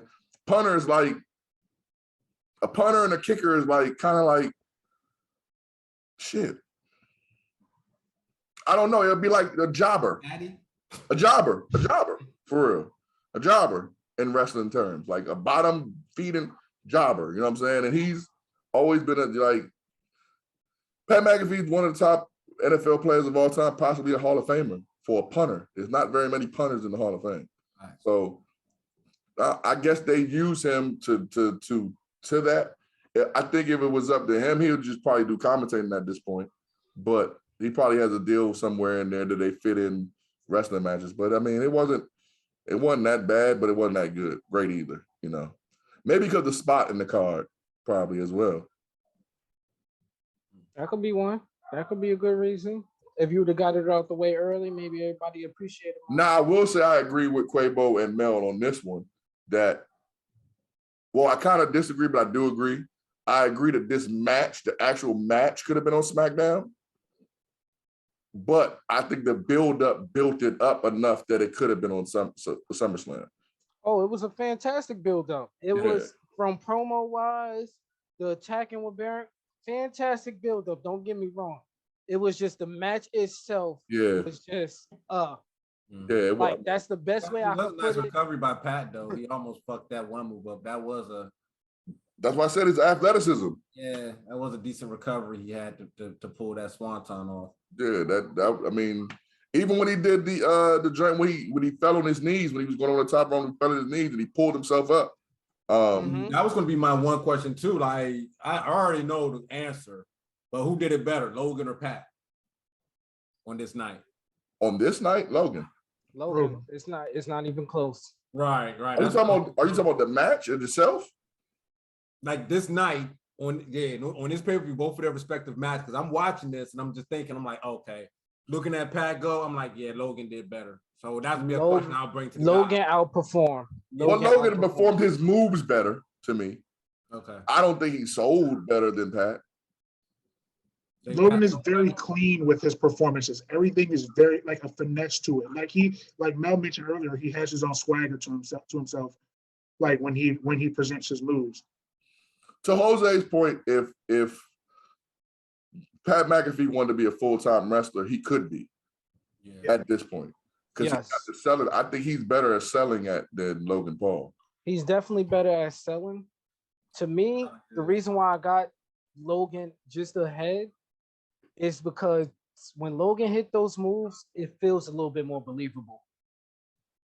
It just feels to me like I don't know, because there was some shots like he was tagging Corbin and it looked stiff. Like them punches that he was throwing looked real stiff, and I was like, all right, those punches were looking believable. It might have been some of the other moves where I'm just like some real wrestling moves where I'm just like, this ain't, you can kind of see some inexperience with him. You know what the biggest thing is? And this is why I get mad that y'all keep making fun of Dominic. It's what he's wearing. That's the biggest problem with Pat. It's what he's wearing. Tank top and some bullshit and a chain. Yeah, it's like, dog, you like you coming out here to wrestle. Logan Paul, the last two times we've seen him, he's fully dressed up wrestling. Okay. Wrestling.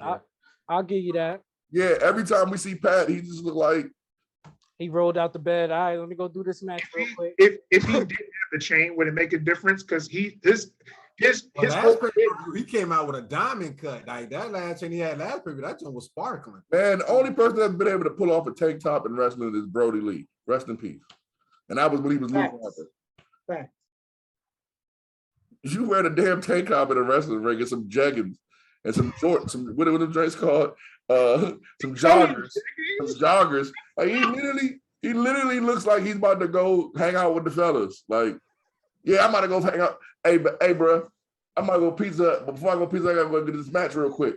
You good? You want some? I'll be back. Like, that's how he look. That's the thing we don't like. So wait, you saying Brody did a better job than Dean Ambrose? That's Oh, what you're saying. no. Dean Ambrose. Because Dean Ambrose had the tank top on too at one point. That was part of Dean Ambrose's problem too. His presentation, what they had him in it, with the clothes they had him in. I'm not really. How can I put this? If you're wearing the same jeans every week, at this point you don't seem like a lunatic fringe. You seem like a dirty person. Nasty. You just nasty. So does Orange Cassidy look dirty? Yeah, what you mean? What? Orange Cassidy look like he goes into the ocean with those pants, comes back out and doesn't take a shower. Don't do nothing else. Orange Cassidy looked like Hair dries. Orange Cassidy, or he looked like he outsmarts everyone, and he has 8 of those outfits. Like he just got an outfit of those every single day of the week. I just got that drink every single day of the week. But that shirt be looking dingy, like he been wearing it. The shirt of himself. That's funny. Most people that wear regular clothes, they look stupid to me. I get it. Yeah. Hey, let's get the ratings, fellas. Let's get the ratings. You gotta rate this too? Huh? You gotta rate this too? I mean, we'll be doing Paul T. No, don't do that. Just pull the executive last time you changed the order. Jay was like, what Soul Man said, I'm gonna do what Paul said and did what you said. So I mean, what we doing? Y'all not gonna Vince McMahon me. I ain't pay nobody. Nah, you Paul now. So you Paul now. What we I doing, ain't pay Paul? nobody no hush money. We doing Paul Finney. Paul Finney. You the one with it now. You got it. That's a good one. So you said I ain't say nothing bad about nobody, right? All right. So No, don't force it. Don't force it because I pulled your card. Huh? Don't force it. Nah, because I'm not forcing it. I got this down here. So Jeff Jarrett comes out for the next match, right? Oh, we really not gonna rate it? Huh? No rating? I was just playing. I was just playing about not rating it. Okay. Man, y'all don't even know what I'm playing no more. You know what? Next week, people, 4 Corners of Wrestling will be coming to you from broadcasted from Quabo and T. Yo, y'all stupid, man. The name of the show will be In the 4 Corners of Quabo and T. The J Will got fired the first match. Because it was a great match. Right, and he gave it like a low rating. I gave it a low rating. It was a great match. I gave it a 6. I gave it an 8. No, you didn't. You gave it like a Quavo 7. gave it the lowest. Huh? I gave it an 8. So I gave it Quavo gave it the the lowest. Quavo followed by Jay Will with a Yeah, 7. but he didn't say it was a great match. I did not say that. But go ahead, man. My bad. This rate was like what did I get the last match? We didn't even rate the last match. We didn't Right? rate the last match. Okay, well then I'm gonna give this a non-rating too. All right, Quavo. I'm 5.5. 5.5. Damn. 5.5. Hold up. So Hollywood, you said 9, right? No, I said non-rating, fool. Not rating. It He said was not not rating. rating. Oh. And The hell? Hey, see, man. Listen, Don't win listen, out. dog. Hold up. Listen. I told y'all be trying to set me up. No. See the book? Nope. Yep. We're gonna need a new host. Oh, I'm gonna see if one of the NAAR, whatever the name of that damn. You'll be calling me back, and you'll be calling me back the next week, baby, because nobody can do what I do. No. Come on We now. The NAARP. Let me see if Jabari come on this thing. Now you know they ain't showing up to the show. Once they hear Oh, I know. once they hear a nigga one time, gotta end the call. Goodbye. Gotta go. We'll call Jabari. So Jeff Jarrett comes out for the next match because it's the time for the unified tag team match between the Street Profits. You're not gonna get everybody else's rating. Come on, Marshall. Right, what are you doing? Can I do my thing? No. No, you're wrong at this point. He's right. Huh? He's right. You didn't get everybody else's rating. Y'all just said you wasn't getting no rating. No, I said what? Okay, Jay He Will. said he's not giving a rating. Oh, okay. Oh, my bad, Paul Finney. My bad. Okay. You keep making fun of me. and Quavo trying got to call me that. 5.5. Man, As what you Stephen got? A would say, leave the drugs alone, man. Yeah, man. I tell Man. he keep coming at me trying to make jokes, and he keep forgetting everything. Forgetting he old. He's Vince for real. What you got, man? You know the reports they said Vince was booking matches over and over again. He didn't even remember he booked. That's him. Because look, that's because we start going, then y'all keep going off bragging for like 10 minutes, and I'm trying to keep track of fucking All right. degenerates, as Bret Hart I was got saying. you. I'm giving this match the same rating as I would have gave the last match. You both of them getting 3s from me. All right. Damn. That's how I felt. 3s. All right, Jay Will. I'm being fair as I can. Both of them would have got 3. Damn. Jay Will, what you got? I'm gonna give him that match a 5. Okay. Cool deal. All right. Now we could go about your favorite wrestler, Jeff Jarrett. We good now. Yeah, now he's coming out for the unified tag team match.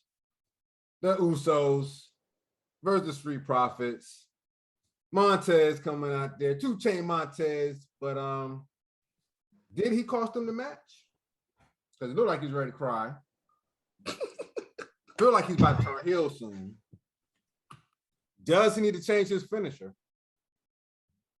And is that a world tour or that's your girl tour? Let's talk about it. Oh shit. Ooh. My God. Ain't nothing bad about nobody. And that's in the notes, baby. Oh shit. Damn. And I thought I said something that Keith Lee was going to come at me for. Oh, Dominic's definitely gonna whoop you. I'm gonna point to him, to like, hey, Dominic, it's him. Yo, who we got started? Who started? Listen, this is product that we're watching for our entertainment, right? So how can you blame me for being entertained? I'm just keeping track of the shit that I see. He does the beautiful splash from the heavens every week. Like the RVD hurts his ribs, takes a little bit too long to get the pin, and they never get the win. He gets mad. I see him get pinned more than I do Dawkins. He's always taking a loss majority of the time. Yeah. I know he mad seeing Bianca walk around with her title on when he could be a champion. He has the potential to be. I mean, everybody said it, right? Let's talk about it. Jay Will. So I'm still trying. I never figured out what was the point of having Jeff Jarrett in there.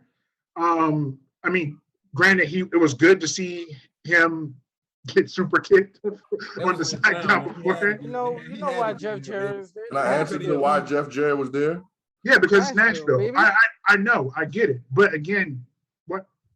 Anyway, Then why you asked why he was now to the match, I think that we've seen some great matches from both teams. This match wasn't bad. It was pretty good. I think there was, again, seeing the frustration on Montez Ford's face during the match when you know that he was the one that caused them to lose, but then he's pointing the blame at Andrew Dawkins. Granted, I knew that the Street Profits weren't going to win that. We're expecting the split up of Street Profits. Me personally, if I wouldn't have wanted them to split off of anger and frustration. I would have wanted them to end off in like, all right, cool, this is my time. So So a seeing New the Day match, split. huh? A New Day split, basically. Yeah, Big E moved off to one show, and Kofi and Wood stayed on the other, and they were still cordial. I got you. right. And I think that it could have been handled differently. That's why, like, I remember reading people saying that this SummerSlam was still Vince's vision, and Triple H had his, of course he had his hands in it.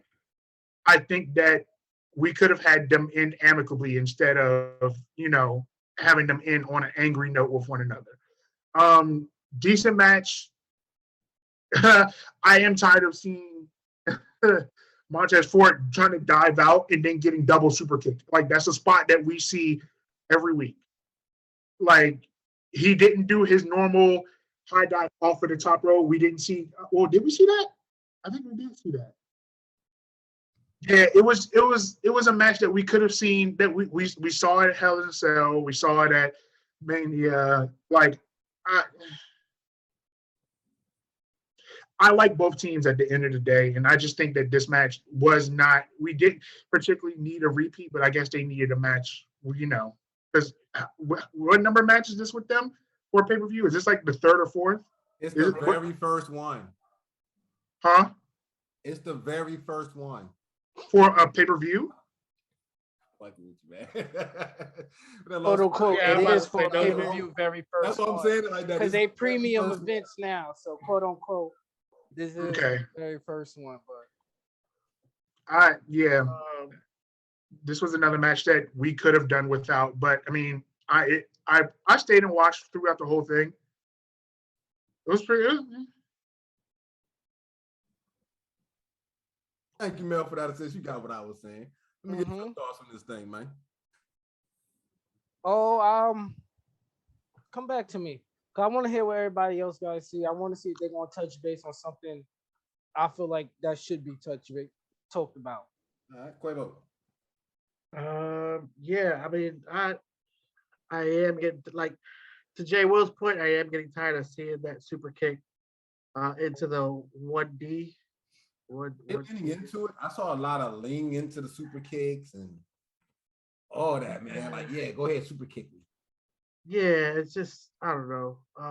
I feel like Money in the Bank, the match with them and Money in the Bank was better than this one. Still, it was a decent match. Nothing wrong with it. The ending was what you expected. You expected the Usos to come out with a win. Sometimes you know what's gonna happen because of what they're already building up with breaking the team apart. So I feel like you didn't really lose anything in this match. You got what you paid for. You were gonna get an Usos match where they were gonna win. So overall, it was a decent match. It wasn't bad. It was pretty good. Jared tried to give him the assist and they still couldn't close the deal. Well, Jarrett was looking awkward the entire match. Like, just It's super kick Jared. Damn. double J. Hey, him being there on his head after he got super kick, I did like that little spot. That was funny. Hollywood, what you got, baby? Man, listen. I just proved my point again with Dominic. Montez Ford, for some reason, everyone thinks he's about to be The Rock.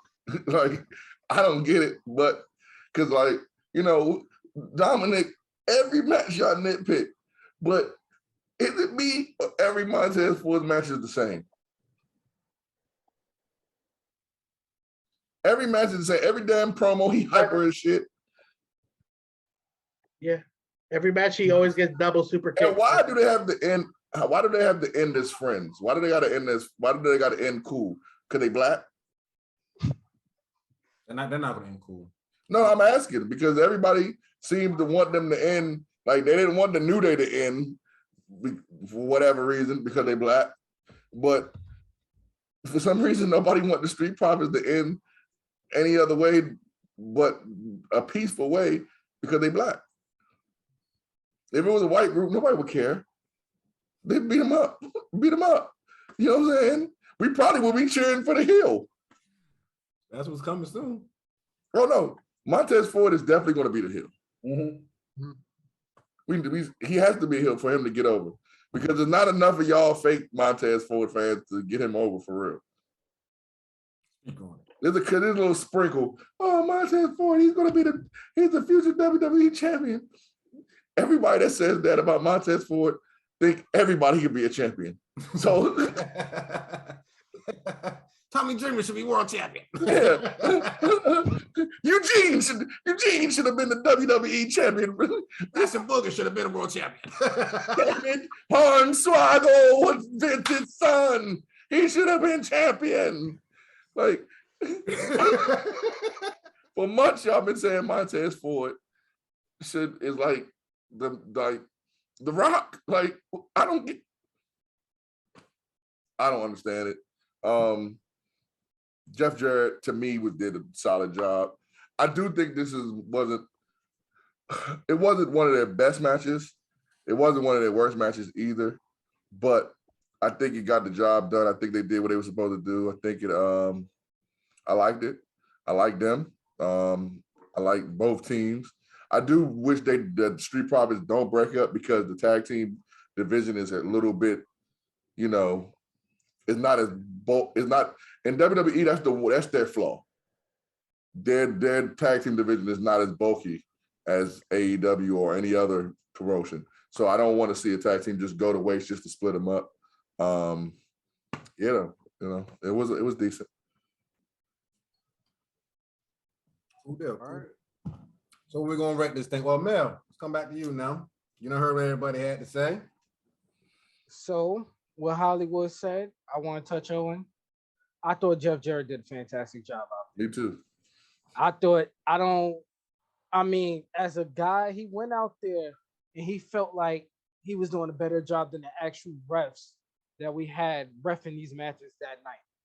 All right. He was out there, he was sliding, he was checking shoulders, he was counting. He did everything to the book, what you thought a ref should do. I thought he did a fantastic job. The only thing that killed this match for me was that frog splash spot where Montez held his ribs. He just held his ribs. That was the only thing that killed it for me. Other than that, I thought everything was decent and it was fine. But it was just the frog splash spot. I don't know. When he did that, at least he could have did his little corkscrew in the middle of the frog splash that he usually do. But I don't know. You know what that reminds me of? And I don't mean to cut you off. You know what that reminds me of? Every time he does that reaction. Chris Benoit, when Chris Benoit would do the dropping headbutt. Yo, you got the win. Why are you even doing that damn move? Just to sit there and do this, and then you go and get the pin and give him a chance to kick out. Like, change your move.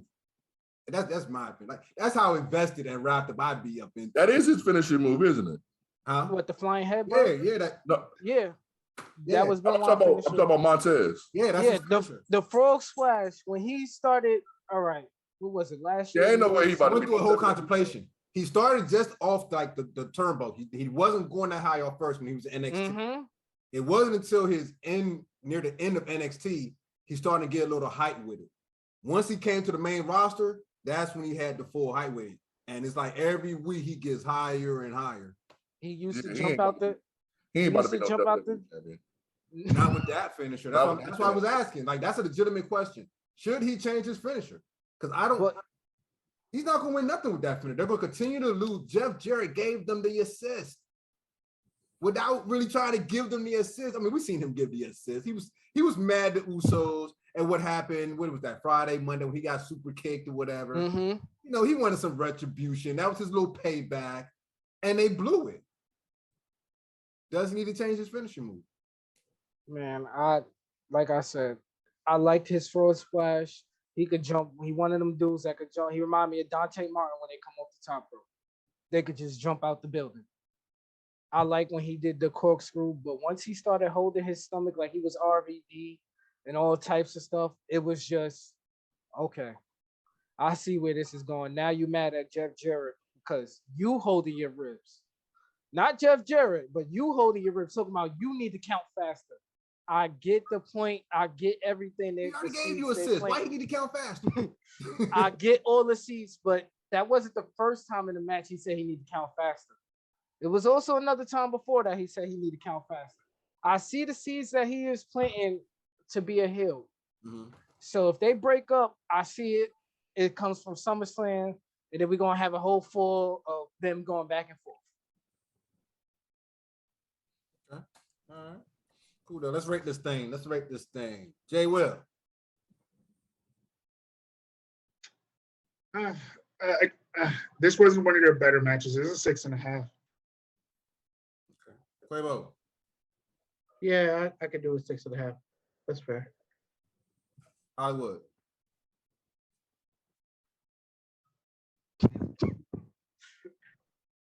Mel. 6.5, 7. They did it. Don't get me wrong. They went out there. They performed to the best of their abilities, but it was just hard to watch this match compared to what we just seen at Money in the Bank. So it was just hard. Like they're coming off a great match in Money in the Bank. To okay, let's just throw Jeff Jarrett out there and try to recreate the magic. And it was some flashes, but it was just other points where it just fell flat. This match was better than Pat McAfee match? Huh? This match was better than Pat McAfee match? In my eyes, yes. This match is better than the last two matches. In my eyes. I can't speak for everybody else on this show, but in my eyes, yes. Okay. Just asking. Please don't say that dumb shit. Leave it alone. All right, moving on. Riddle came out. Riddle, stop painting your nails. It's stupid. Oh, what? What, man? I don't like he painting his nails, man. It's stupid, man. He ain't had no business coming out in the first place. You come out to get beat up. Anyway, Ronda versus Liv Morgan. SmackDown Women's Championship. I thought Charlotte was gonna come out. I was hoping Charlotte would came out, but she didn't. What we think about it? Quavo, speak on it, man. Damn. I hated watching this match. Ronda was giving her the beating. Ronda was giving her the beating of a lifetime, and damn near broke her arm off. I'm surprised it didn't bend in a different way and looked like a bad paper clip. But either way, I thought the finish was actually pretty cool, pretty interesting. I like seeing that because now it's a heated rivalry. Liv keeps her belt. Ronda's pissed. She's breaking her arm. She's breaking the ref's arm. She don't even get close to Ronda. I like seeing that. Ronda has snap. It's beautiful. I could have done without Crybaby Liv. Give it that like laughter afterwards. Like, bro, Hardy your arm. smile. Yeah, your arm was almost damn near broken. This is the moment where you should actually be in tears. Like I should see some tears here. Mm-hmm. But it didn't make sense to me. Either way, she came out with the win, which I was like, that's the only way you're gonna come out with the win against Ronda. And it looked good. I thought it looked good. The controversy, it was classic. I loved it. The match itself wasn't that interesting because she was just giving her the work the entire time. But still, the finish was nice. I liked the match overall. It was decent. Okay. All right. Mel. All right. I like both of these women. So I want to just go out there and say that. I've been a big fan of Liv since she was that New Jersey hip hop girl at NXT.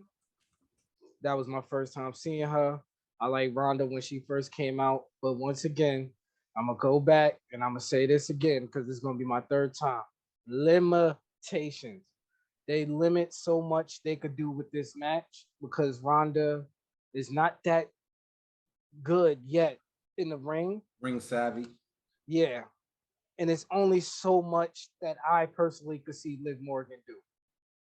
Every time I see Liv Morgan, she always get her ass beat. Every time.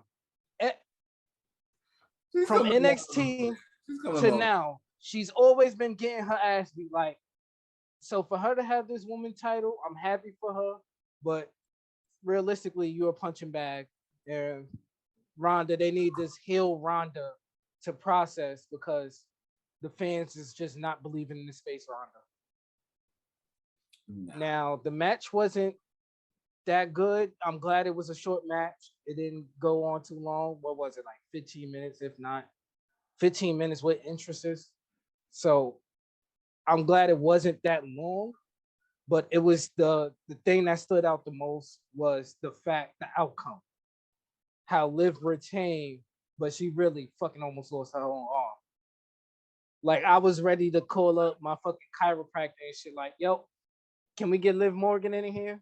Can we, like, Ronda almost took that shit off and almost threw it to the fans. And I think that's what heel Ronda is needed. Then she almost took the ref. Now, she would put Michael Cole in that shit, I probably would have been crying. But that Ronda Rousey is the Ronda Rousey we actually need, especially since I don't think SmackDown has a top heel at the moment.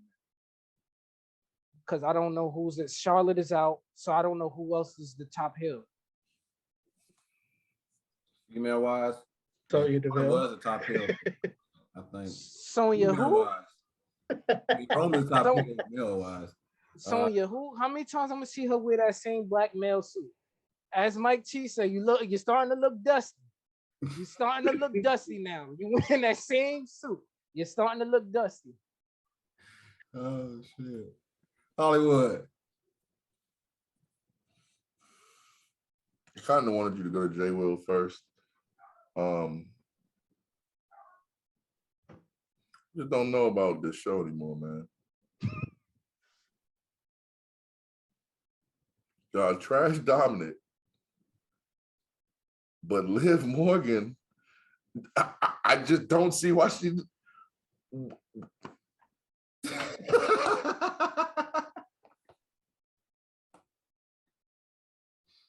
This match was trash, dog. Trash. Horrible. This match was the match. First of all, this match, Dominic matching them was better than this. It was. It was. This was trash, man. Both of them trash. Horrible matchup. No one's ever going to believe Ronda Rousey is going to beat anybody. I mean, Liv Morgan's going to beat anybody. You can put anybody in there. My sister could probably beat Liv Morgan, and my sister don't wrestle. No, it's not believable. She's not Daniel Bryan. She sucks. She sucks. But she better than Ruby Soho. Oh, where's Colin? Shots fired.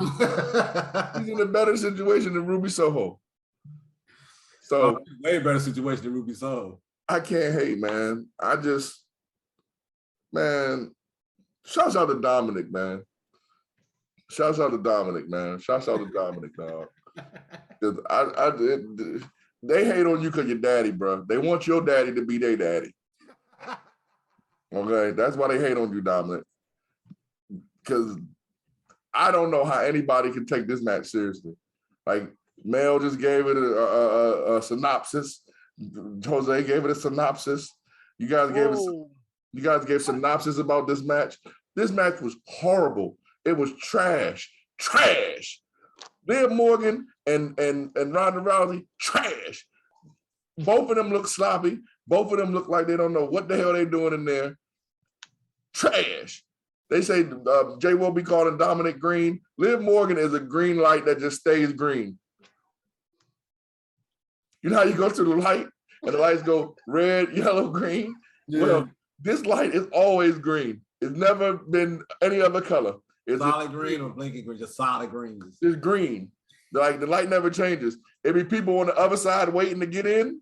You know what I'm saying? Like, they be at the red light at the other intersection waiting to come to try to drive. No, this is green. No, So I Ronda did not- Rousey better kill her the next. I mean, not kill her. Sorry, but you know what I mean. And this is why you get banned in Facebook.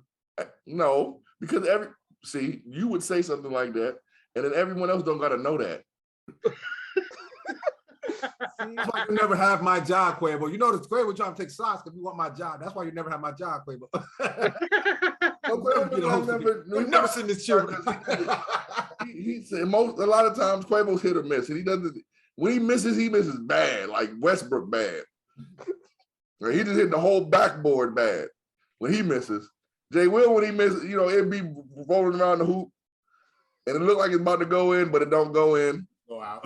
It go right back out. But when Quavo missed, he just missed. He hit fans when he missed.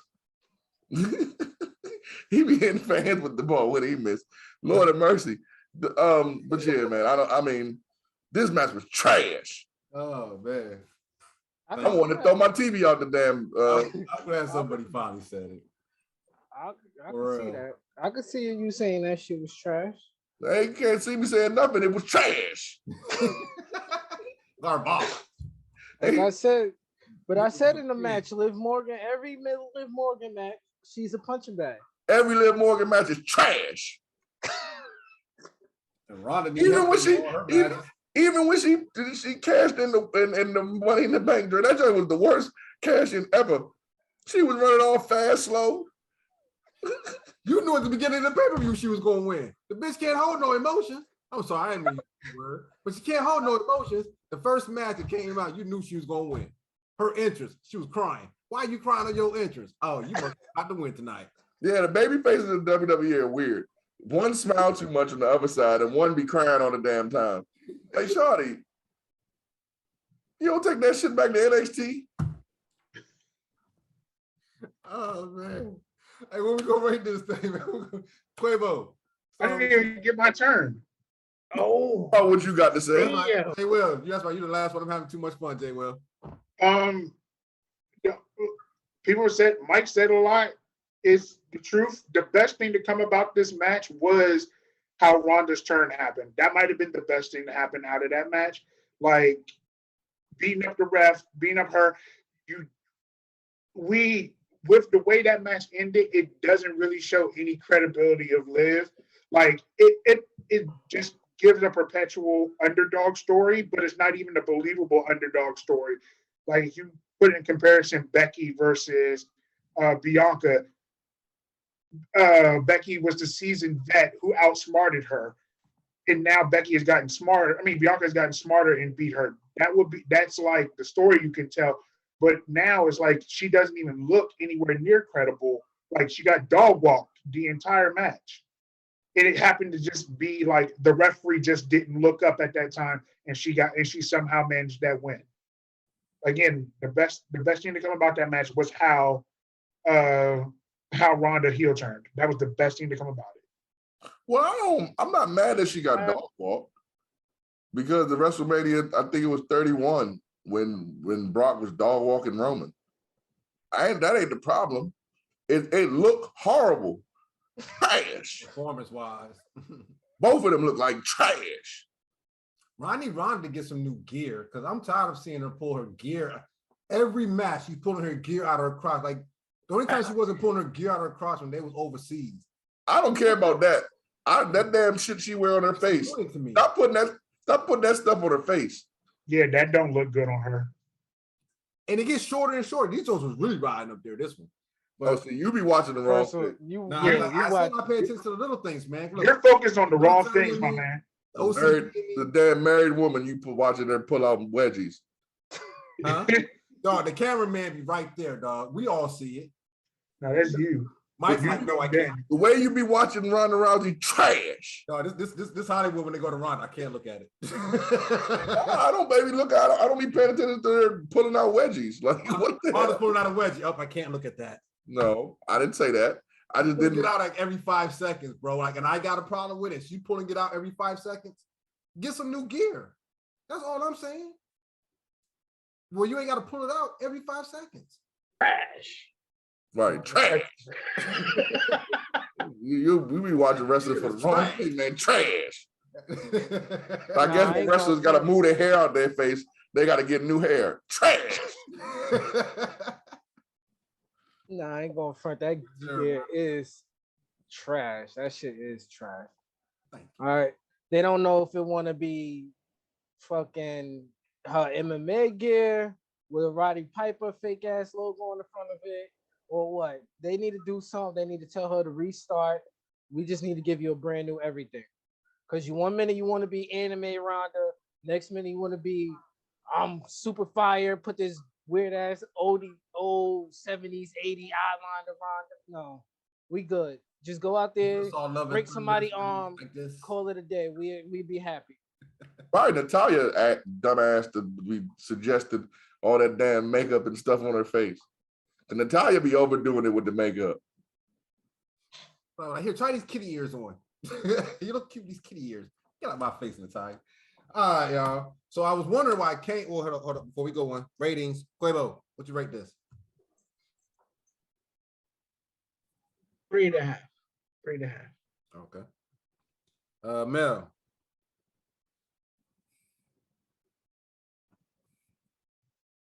Might be another 3, man. I'm gonna get. It was okay. The match itself was a 3, but the ending of the match you could go to like a 6 or 7. The way it ended, in a way Ronda was just out there doing wild shit. Okay. Hollywood. Well, Everything is trash. You trash. I know. That's why I wanted to come to you last. Damn. Jay Will. The match was like a 3. I still like Ronda just going berserk. That was great. But other than that, the match itself, 3. Okay. Cool deal. All right, so next, yeah, Kane was in the ring. I was like, why the hell is Kane in the ring? Then I remember, he's in Tennessee. He's like a mayor or something out there. Man, we don't acknowledge Kane. We don't acknowledge Kane no more. To hell with him. Well, yeah. So anyway, it's time for the main event, baby. And like no bullshit, I felt like I was watching Showtime 24/7. They had my man with the voiceover. You see Roman, you see Brock. You know, they reminded the Theories. I totally forgot about Theory at this point until they remind us about him on the 24/7 joint. And then we get the entrances. Jay Will, this your part right here. Get your ones up, Jay Will. Get your ones up. Because your man, the Tribal Chief's coming down the aisle. Took him like 30 minutes to get down there because you're right, man. He got a long old entrance, man. He got that theme song, man. That don't hit, dog. I turned it all the way up and I was like, oh, that bass line just dropped, baby. I love it, you know? And then you get Brock. And Hollywood loved Cowboy Brock. So I know he was loving this entrance with Cowboy Brock. Brock was like, hold up. Oh, he's shaking his head. No, we're going to talk about it. Brock says, hold up. Go gets his cowboy hat because now he's Cowboy Brock and comes out with a whole damn tractor. I said somebody's going to get hurt tonight. Let's talk about it. Jay Will, starting with you. Your thoughts, sir. Now, Roman's entrance was definitely long as hell. They took full advantage of bringing that tractor down there with how long that walkway was. They took full advantage of it, and it was very entertaining to see. Him putting on the cowboy hat and then putting on Colin's favorite shirts, perfect. Just cowboy was great.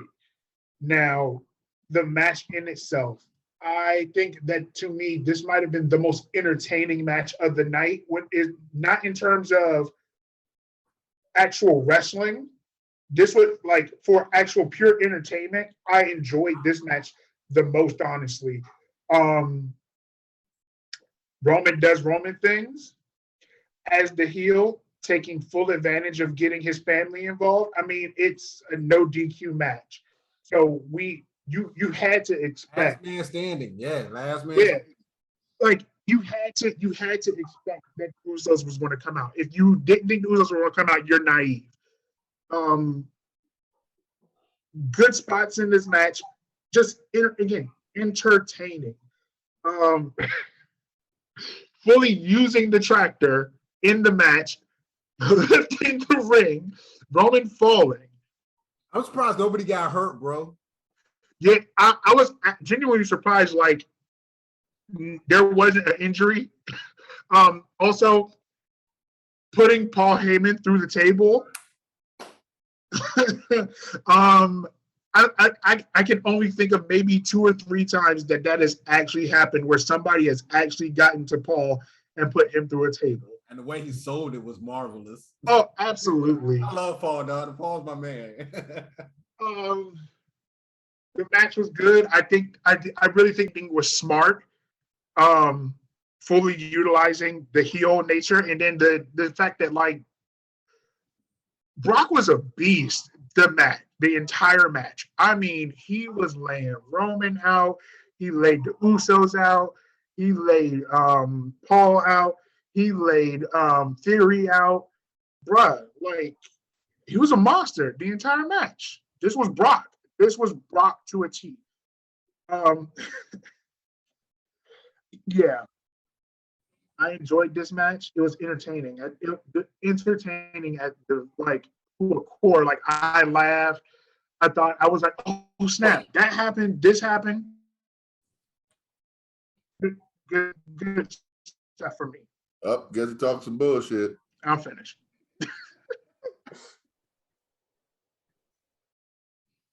All right. All right, so Jay Will. All right. Quavo, what you got? Oh man. This match was okay. I didn't like the fact that Brock threw everything at Roman. Damn near had him done at a 9.75 count. Roman gets back up. And then all of a sudden starts destroying Brock. Like it just I don't know. I mean, I know Brock is not gonna get the win, but at least if you know he's not gonna get the win, don't make it seem like, you know, it just doesn't. It didn't make sense to me that Roman's getting the shit beat out of him all the way through, and then one spear has Brock at a 9.5 count. Like it didn't make sense to me. What are you talking about? The spear right after the tractor, right? Brock was fine. Brock was walking normal. Spear right after the tractor, right? Spear right after the tractor. Now Brock is all wobbly, can't get up. It's 9.5. What spear after the wait? Hold on. What spear after the tractor? So the spear after the tractor, meaning the tractor when he pushed the ring up with the tractor. Okay, he pushed the ring up. Right? He pushed the ring up. After super kicks? Right, after the super kicks. When he got super kick, he got double super kick. He got all right. At this point, the match been 20 minutes. They've been beating each other up. What are you talking about? Huh? Right. So you're telling me one spear has Brock on the thing, but he's been doing spears left and right to Roman? After 20 minutes of fighting, go. Matter of fact, Quavo, at your the ring was in the air. Like Brock had got like a bunch of spears before the ring was in the air. Me, you. Right, and he wasn't, and you notice how he didn't look phased. He was walking around, he was happy, he was standing up normally on the tractor. Yeah, but it's like wear and tear. Like the longer the match goes, the more wear and tear can happen. And yeah, I just thought Roman happened didn't do no moves to him after that. Okay. I thought mad shit happened before that spear. Maybe I was drunk a little bit. A lot of stuff happened.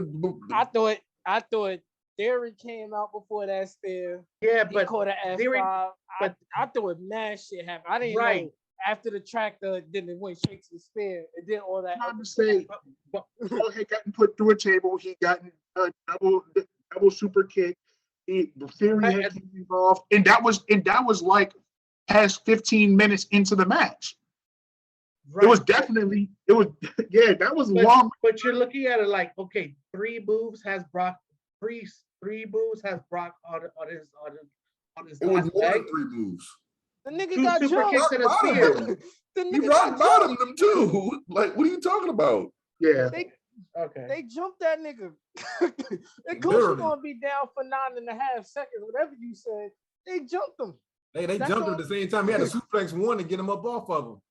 Like he Oh, was no. like they jumped the shit out of him. What I'm, match would I'm you telling you, watch? I'm Coming telling you, out. watch it back. You're gonna see how. Watch it back. You're gonna see how it don't make sense. I did it. What? Huh? It don't make All sense, bro.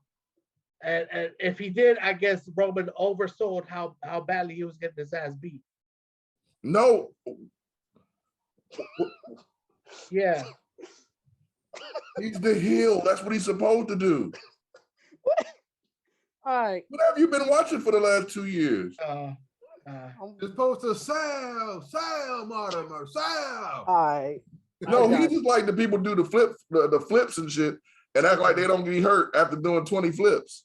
You know And what? I'm talking about 20 times. Did I say that out loud? Yeah, Probably. Go ahead. I'm confused with your analysis on this one. Oh man, Mel. Hold on, did you watch this match when you watched like SummerSlam the last year? Cause they fought last year at SummerSlam too. No, they didn't. That was Roman versus Cena. Okay, well they fought before some other time. It was 2018 because I was there. I was live at that one. Okay, well he might have was- watched that one. All right. So let's talk about this match. How many times we just gonna see the same shit? That's the This very is- first time. Yeah, all That's right. the very first last match. This is literally the same. You could throw a tractor trailer, you could throw whatever you want to do. It's all the same shit. All right. Ever since Roman got healed, Brock's been beating his ass. Roman wins. All right. I'm good. I don't have nothing else to say. Shoot, cool. You brought the tractor out. You picked Roman up with the tractor. You dumped his ass in the ring. You almost flipped the ring on his ass. Cool. You beat Theory up. Cool. You beat the cousins up. Cool. You tossed them around. Cool. Had Paul Heyman took them out. Just take the belts and go. Cool. But I'm tired of it. I'm just tired of it.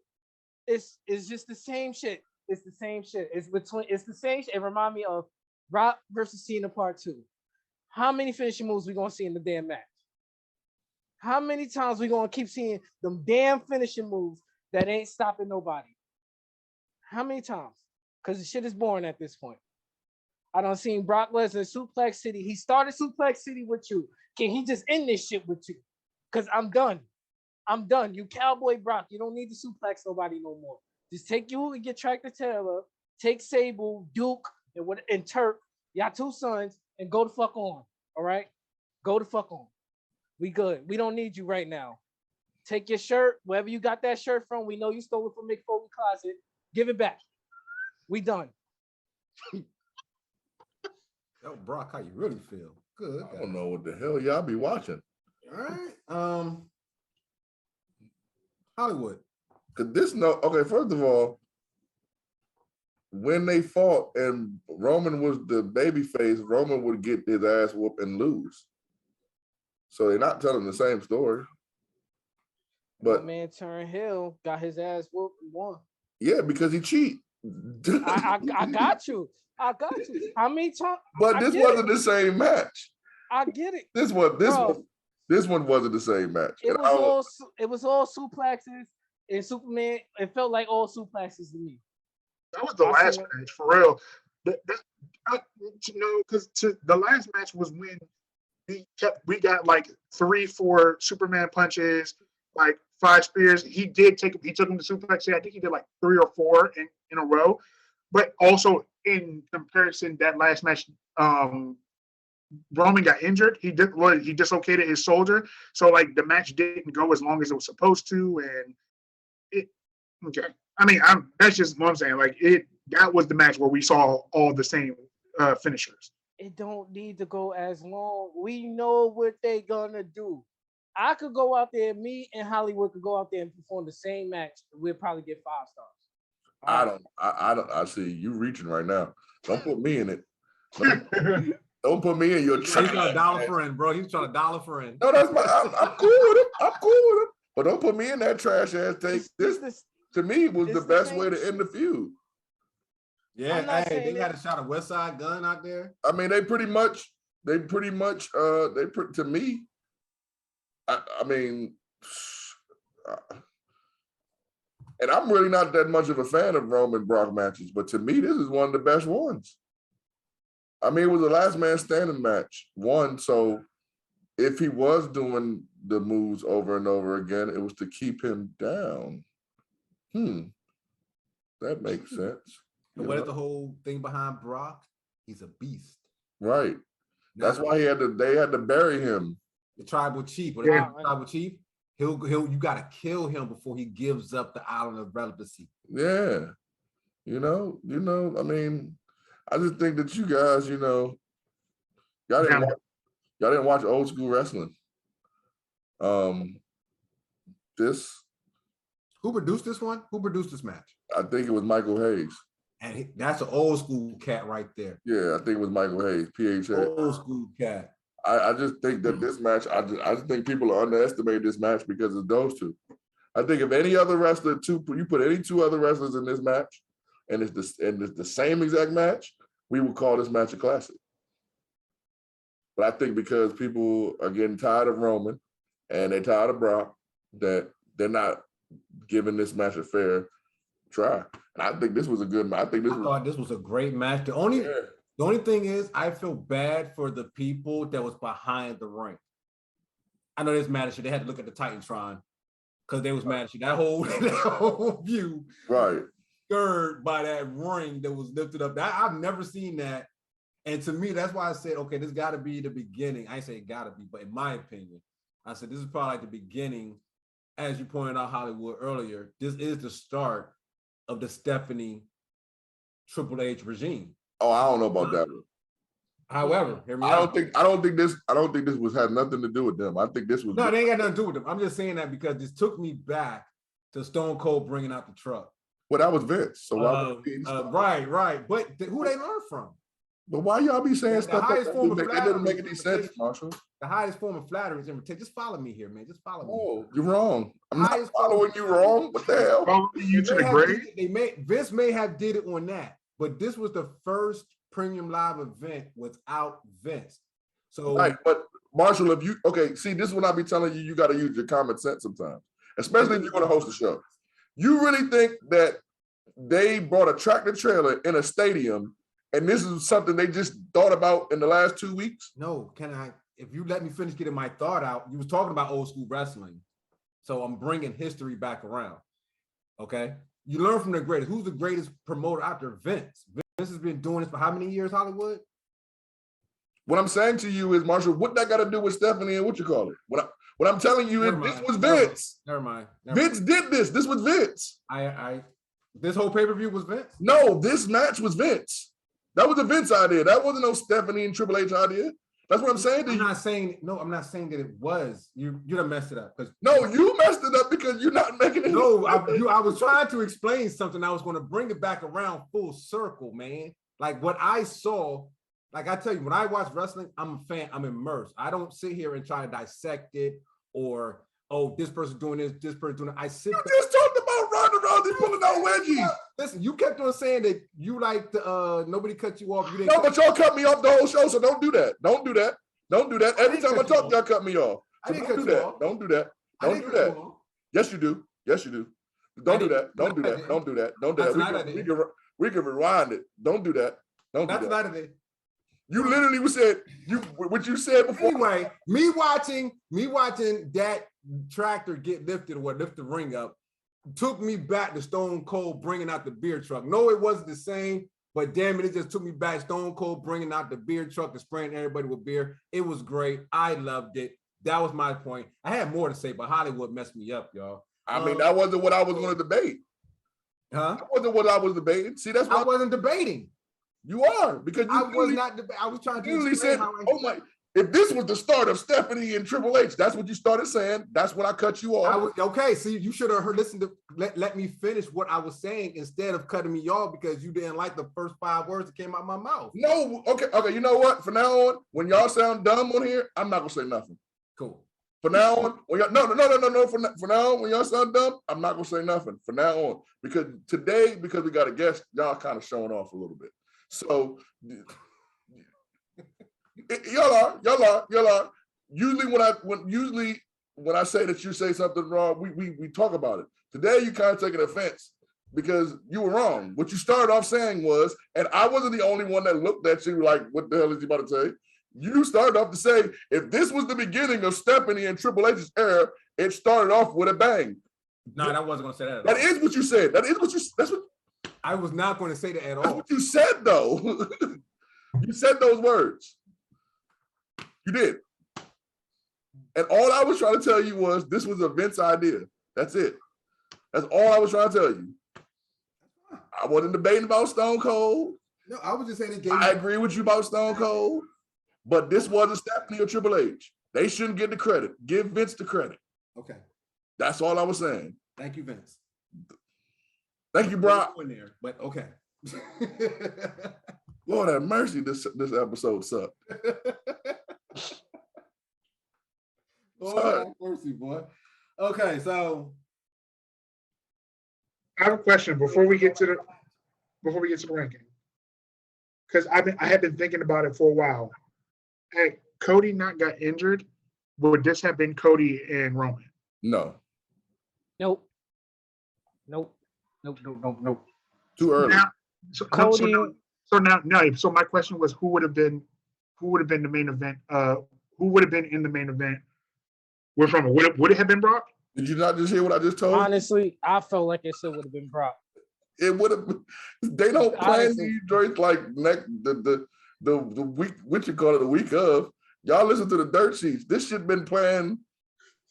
So, how I feel personally was, what still might be in play is Cody coming back and winning the Royal Rumble.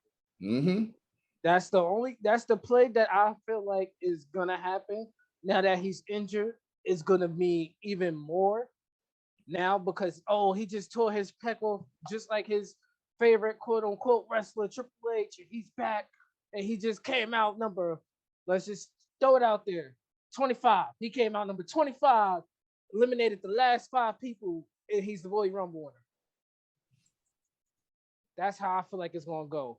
With a cutter at the end, since Roman Reigns ain't gonna be in the match, let's just say the last person might be in the ring, might be Drew McIntyre or Seth Rollins. That's what's gonna happen most could likely be at the Theory. Royal Rumble. It could be Theory. But I don't. hey, I was going with that theory that Cody might win the Royal Rumble, but what does it matter? The match they're setting up is not Cody versus Roman. The match they're setting up is Rock versus Roman. that's the thing. That is true. So somehow they either gonna take the belt off of Roman, and then Cody fight whoever the champion is, or I just think everybody jumped out was like, yeah, Cody's back. Now he's gonna automatically be in the championship joint. I think this is gonna be a slow build for him. See, now the thing I feel like they should do now, you got Roman going into Clash of the what is it, Stadium? That shit in the UK. Let's just call it that. That shit in the UK, he's gonna go fight Drew. Some way Theory could cash in and they could just be like, okay, Theory, you just the WWE champion. Because you can only cash in at one title. And only can win one, not both. So this way Roman still keeps his universal, just in case they want to set up Rock. Now you got Theory as the WWE champion. Now you could slide Cody back in the picture the way I was building him up. But does Cody beating Theory matter? Cody winning the belt matter. That's all. Not That's the against way. Theory. Honestly, I just feel like if Cody wins this belt, he's just sticking it to AEW, and he's sticking it to WWE for never putting the belt on his father. Well, that true, but I think that you kind of, if you put the belt on Theory and Cody takes it away from him, now you get a situation like Hangman Page, where you just wasted the talent. But is it really? I don't see them wasting Theory like that. Like, I don't see him cashing in, getting one belt, and then him losing it to Cody. At this point, they just got to find a way to split these belts up over Roman. But then again, why they got to split them up? It's just, we have 2 shows. So, and we got one champion. We got 2 shows. He's Like, the best. I understand. We got it. We know he's a tribal chief, as Jay will. We gonna run it up to the sky. But come on. He's the best out of both shows, though. With him holding 2 belts, he is hindering, I feel like, more than he's doing good. He's doing great for himself in his Hall of Fame career, but he's hindering talents. Like Brock Lesnar could be holding, not Brock, Bobby Lashley could be holding that belt right now. Instead, we got him with the paper US champion. So I'm confused. I mean, why do people, when Triple H and Chris Jericho was the undisputed champion, nobody was saying, oh my God, there's no single belt for everyone. And then they made a single belt for everyone. Yeah. And then it lasted for a long period of time. Not really that long. No, it did. We looked it up too. When they after they unified the belt, they didn't unify the belt again till 2014. Or 2014 or when was Daniel Bryan champion and Triple H screwed him out? That was 2014, right? No. Was CM Punk? WrestleMania 30. No, not that one. I'm talking about SummerSlam. Remember when he beat Randy Orton he beat John Cena SummerSlam? That was just for the WWE champion. So Cena and Randy Orton unified them then. Yep, at that TLC pay-per-view. That was 2014. That was or 2013. 2000. It was at the end of TLC was in December. So it was like 2013. Cena Right, and then Randy. 3 years later they bought the Universal belt. So that's 2019. That's 3 years. So we've only been 3 years with separate belts. I mean, let the man run with the belt. But to go off on your first thing, when Triple H and Chris Jericho, they created one belt. It was the Undisputed. Then it turned into the WWE within 2002. All within 2000. That lasted only a couple of months. All within 2002. Jericho unified in 2001. Triple H won that WrestleMania. He dropped the belt. It became one champion with Hulk Hogan. Hulk Hogan dropped the belt to the Undertaker. Undertaker ended up dropping the belt to The Rock. The Rock ended up dropping it to Brock.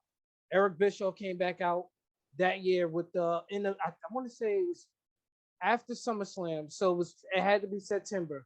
He came out with the World's Heavyweight Champion because Triple H was the #1 contender for the WWE. Correct. Now, you hear all those names you named. Yes, sir. WWE does not have those type of names now. There's Roman, and there's everyone else. Literally. Now, don't get it wrong. If this was AEW, then that would make sense.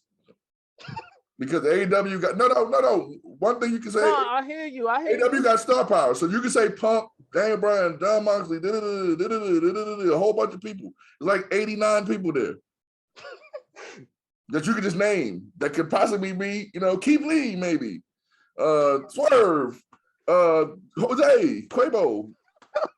You know what I'm saying? Marshall can be a #1 contender in AEW. He can win. You know what I'm saying? Anybody can be the champion in that company. But Roman is here. Cody's like right here. And then everybody else is here. Drew might just be a little bit higher than Cody, but I got what you're saying. Whoa. I got what you're saying. Y'all, listen, can you... That's reaching. Do your That's thing, reaching. man. Listen, my bad, man. I know you're mad at me over there. You can end the show if you like, bro. Because everyone on this joint is smoking some type of drug that I don't know what y'all are smoking. And no, I think we got to get Mike tested at some point, man. He said everybody smoking. We got to get him tested at some point. Everybody. No. I don't think everybody got to do it tomorrow. I had to rewind it. I think that Jay Will is inhaling the drugs, eating them. I think Quavo not on any drugs. He'd been okay this show. Although he said some stuff that I was like, hold up, man. I thought we nipped this in the bud season 1. Marshall. Love you too, man. today you would like Listen, I see the where I'm coming. You don't see my vision. You gotta let me get my thought out, man. nah, man. I'm not gonna let you look stupid, man. I can't see, let you look see, stupid. you just let me finish. I can't let you look stupid. You my OG. You be look. Sometimes you be like, But think that. See, that's what you're thinking. Like, oh, he's gonna say something stupid. I'm scared. I got my reputation on that. You just gotta trust me, man. listen, man. We've been doing this for Listen, 3 seasons, 50, like 60 episodes. You don't trust us yet? Trust us, man. I'm Come on. You want my honest answer? No. Remember the list? If I gotta give you a 1 to 10, if I trust y'all, I already know. I know your personality. let me go around the You room. gotta give him a rating. You I gotta know give your him person. That's a why I'm trying to rating. move on. That's why I'm trying to move on. Let me get each one of y'all a rating. Quavo, Jay Will, let me get your rating, Jay Will. Quavo, Quavo, you gotta get your you about a 7, Quavo. I give you a 7. Now I only give you a 7 because I trust you, but you scare me sometimes. I'd be like, where the hell is he taking us? I knew he was gonna take us there, damn it. Oh man. Jay Will, Fair. That's fair. you are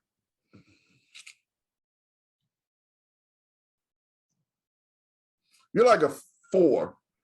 Because I hate the way you talk. I hate the way you look. I hate the way you breathe. I hate the way you hate Dominic. Okay? Why do we agree? I hate your beard. I hate that you try to act like Colin's rich friend and you broke like the rest of us. Marshall, you would have got a 10. You would get a 10. But man, you don't be calling them out. You be letting me do it myself. So you be letting me be the bad guy. So you get like an 8. You would get a 10, but you get like an 8 because you're not very good at fair ref. You're not a fair ref at all. At all.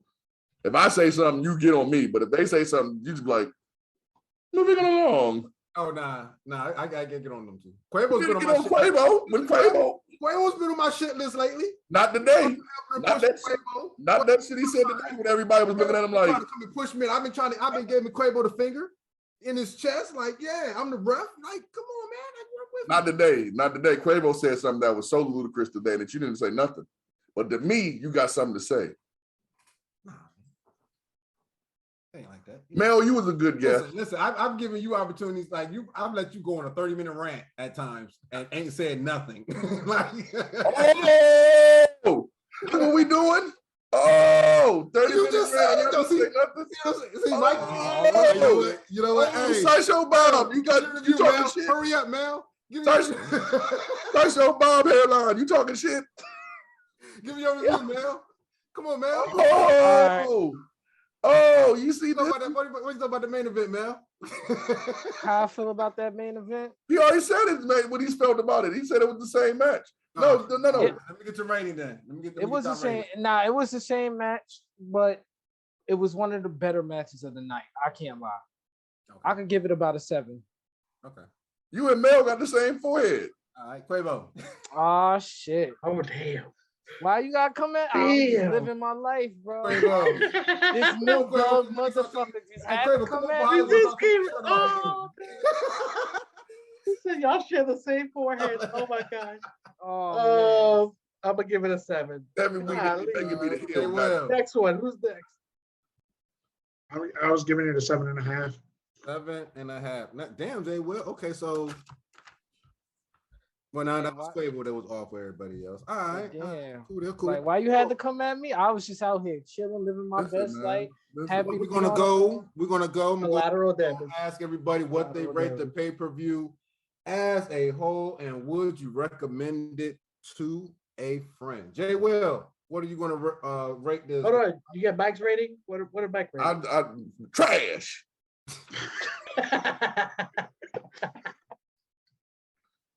Bro, you would call on me right when I was about to sneeze, bro. Lord, you was about to have a hurricane in that room.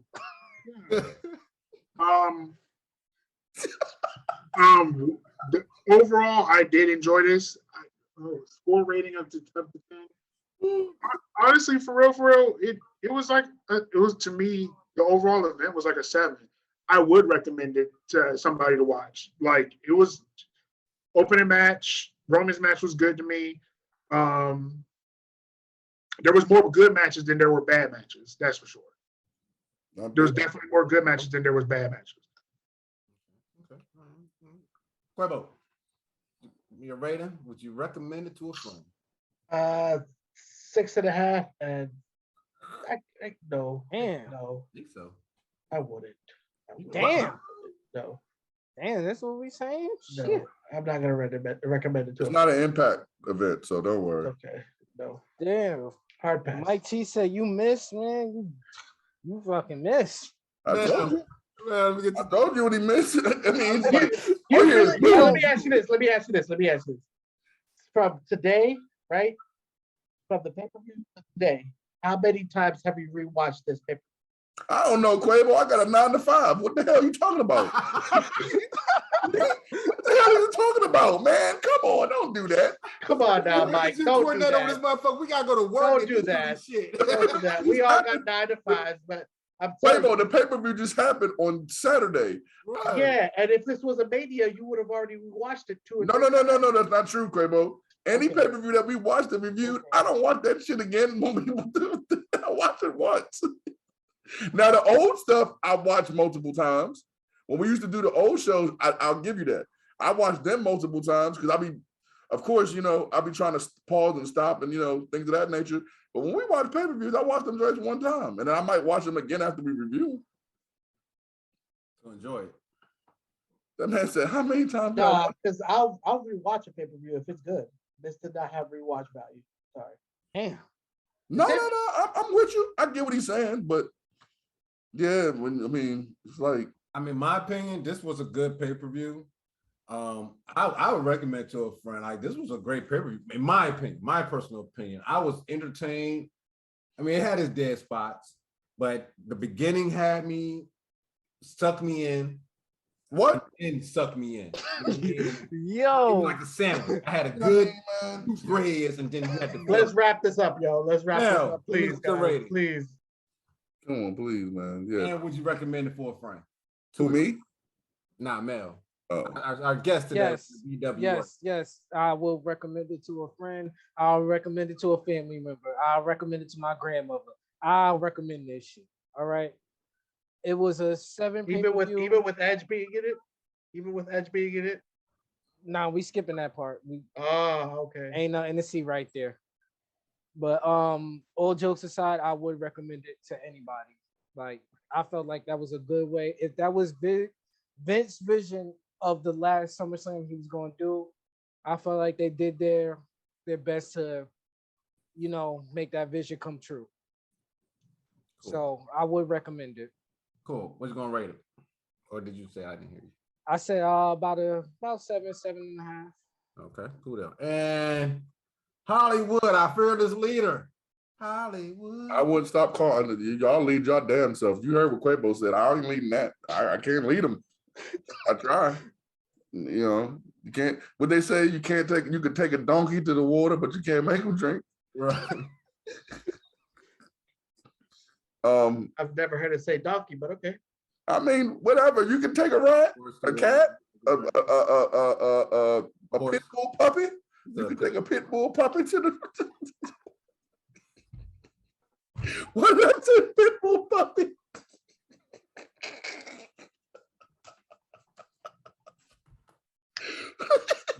You can take a hamster.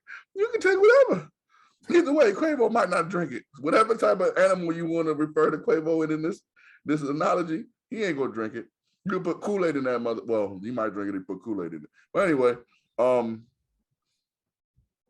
yeah, man, I don't recommend this show today to anybody. But SummerSlam, great. 7. I give it a 7.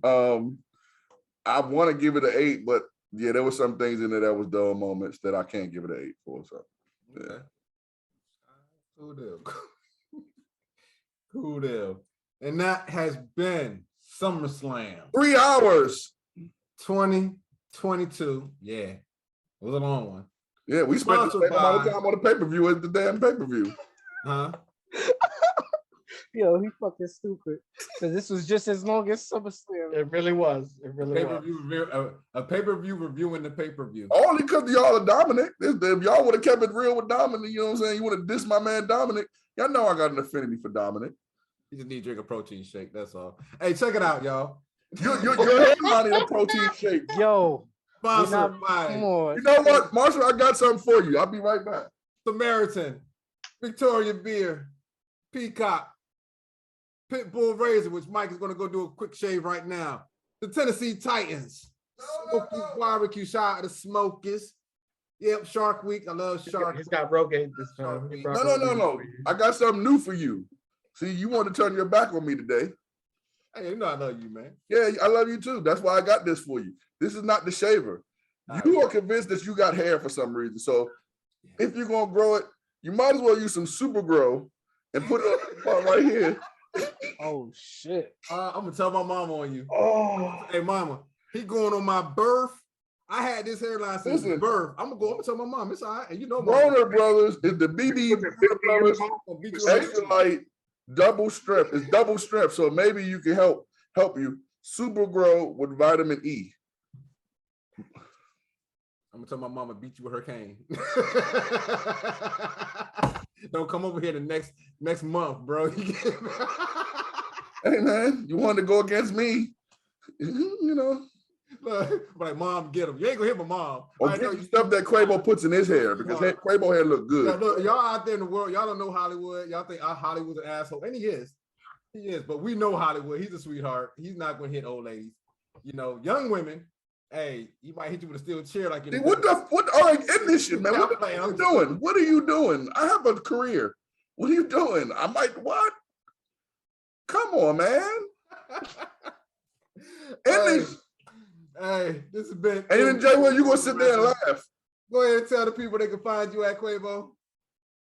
I'm gonna plead the fifth. Right, I ain't about to get my Please don't come look for me. this Please don't come episode. find me. Don't search for me. Right. I wasn't even here, bro. Right, try to incriminate me. What kind of stuff? You a snitch? That's what you. I ain't no snitch. And Marshall I ain't Nine. seen That's nothing.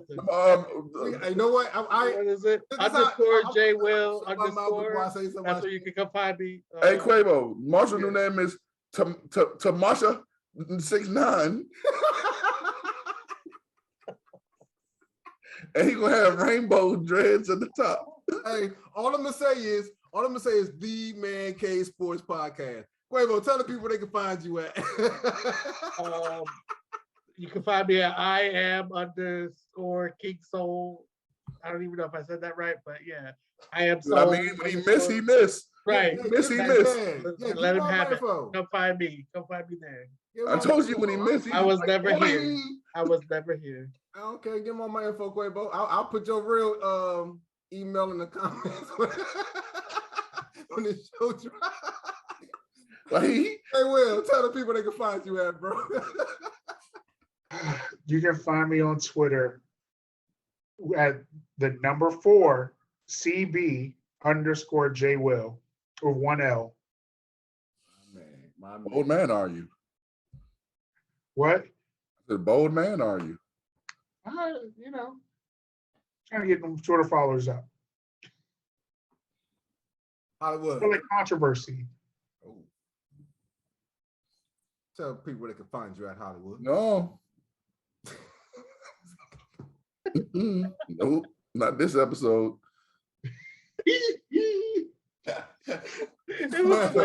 Right now, I'm processing how I can block. Right now, I'm processing how I can block my face. Hey, this has been one of the funnest episodes I've had. We have fun every episode. I didn't have fun this It just episode. goes- You guys blew me. Keep hating on my man Dominic like that, man. Come on, man. If he was black, y'all wouldn't be talking about him like that. Oh man, this has been great. It's the truth. Hey, It'd be the worst black wrestlers in the world. Oh my God, he deserves a chance. Xavier Woods been doing that damn Power Rangers punch for freaking 15 years. And everybody think he needs a push. He's the one guy that knew that needs a belt. No. But Dominic, on the other hand, nah. Kofi Kingston got a damn belt, and y'all talking about Dominic. Hey, man. Kingston. These are the people they can find you at, bro. Yo. All right. Call for Kingston. Oh my God. One more Hey, time. we want to thank you for joining us today, Mel. SOS. I hear them Yo. shotgun. Hey. Oh, Boom. Boom.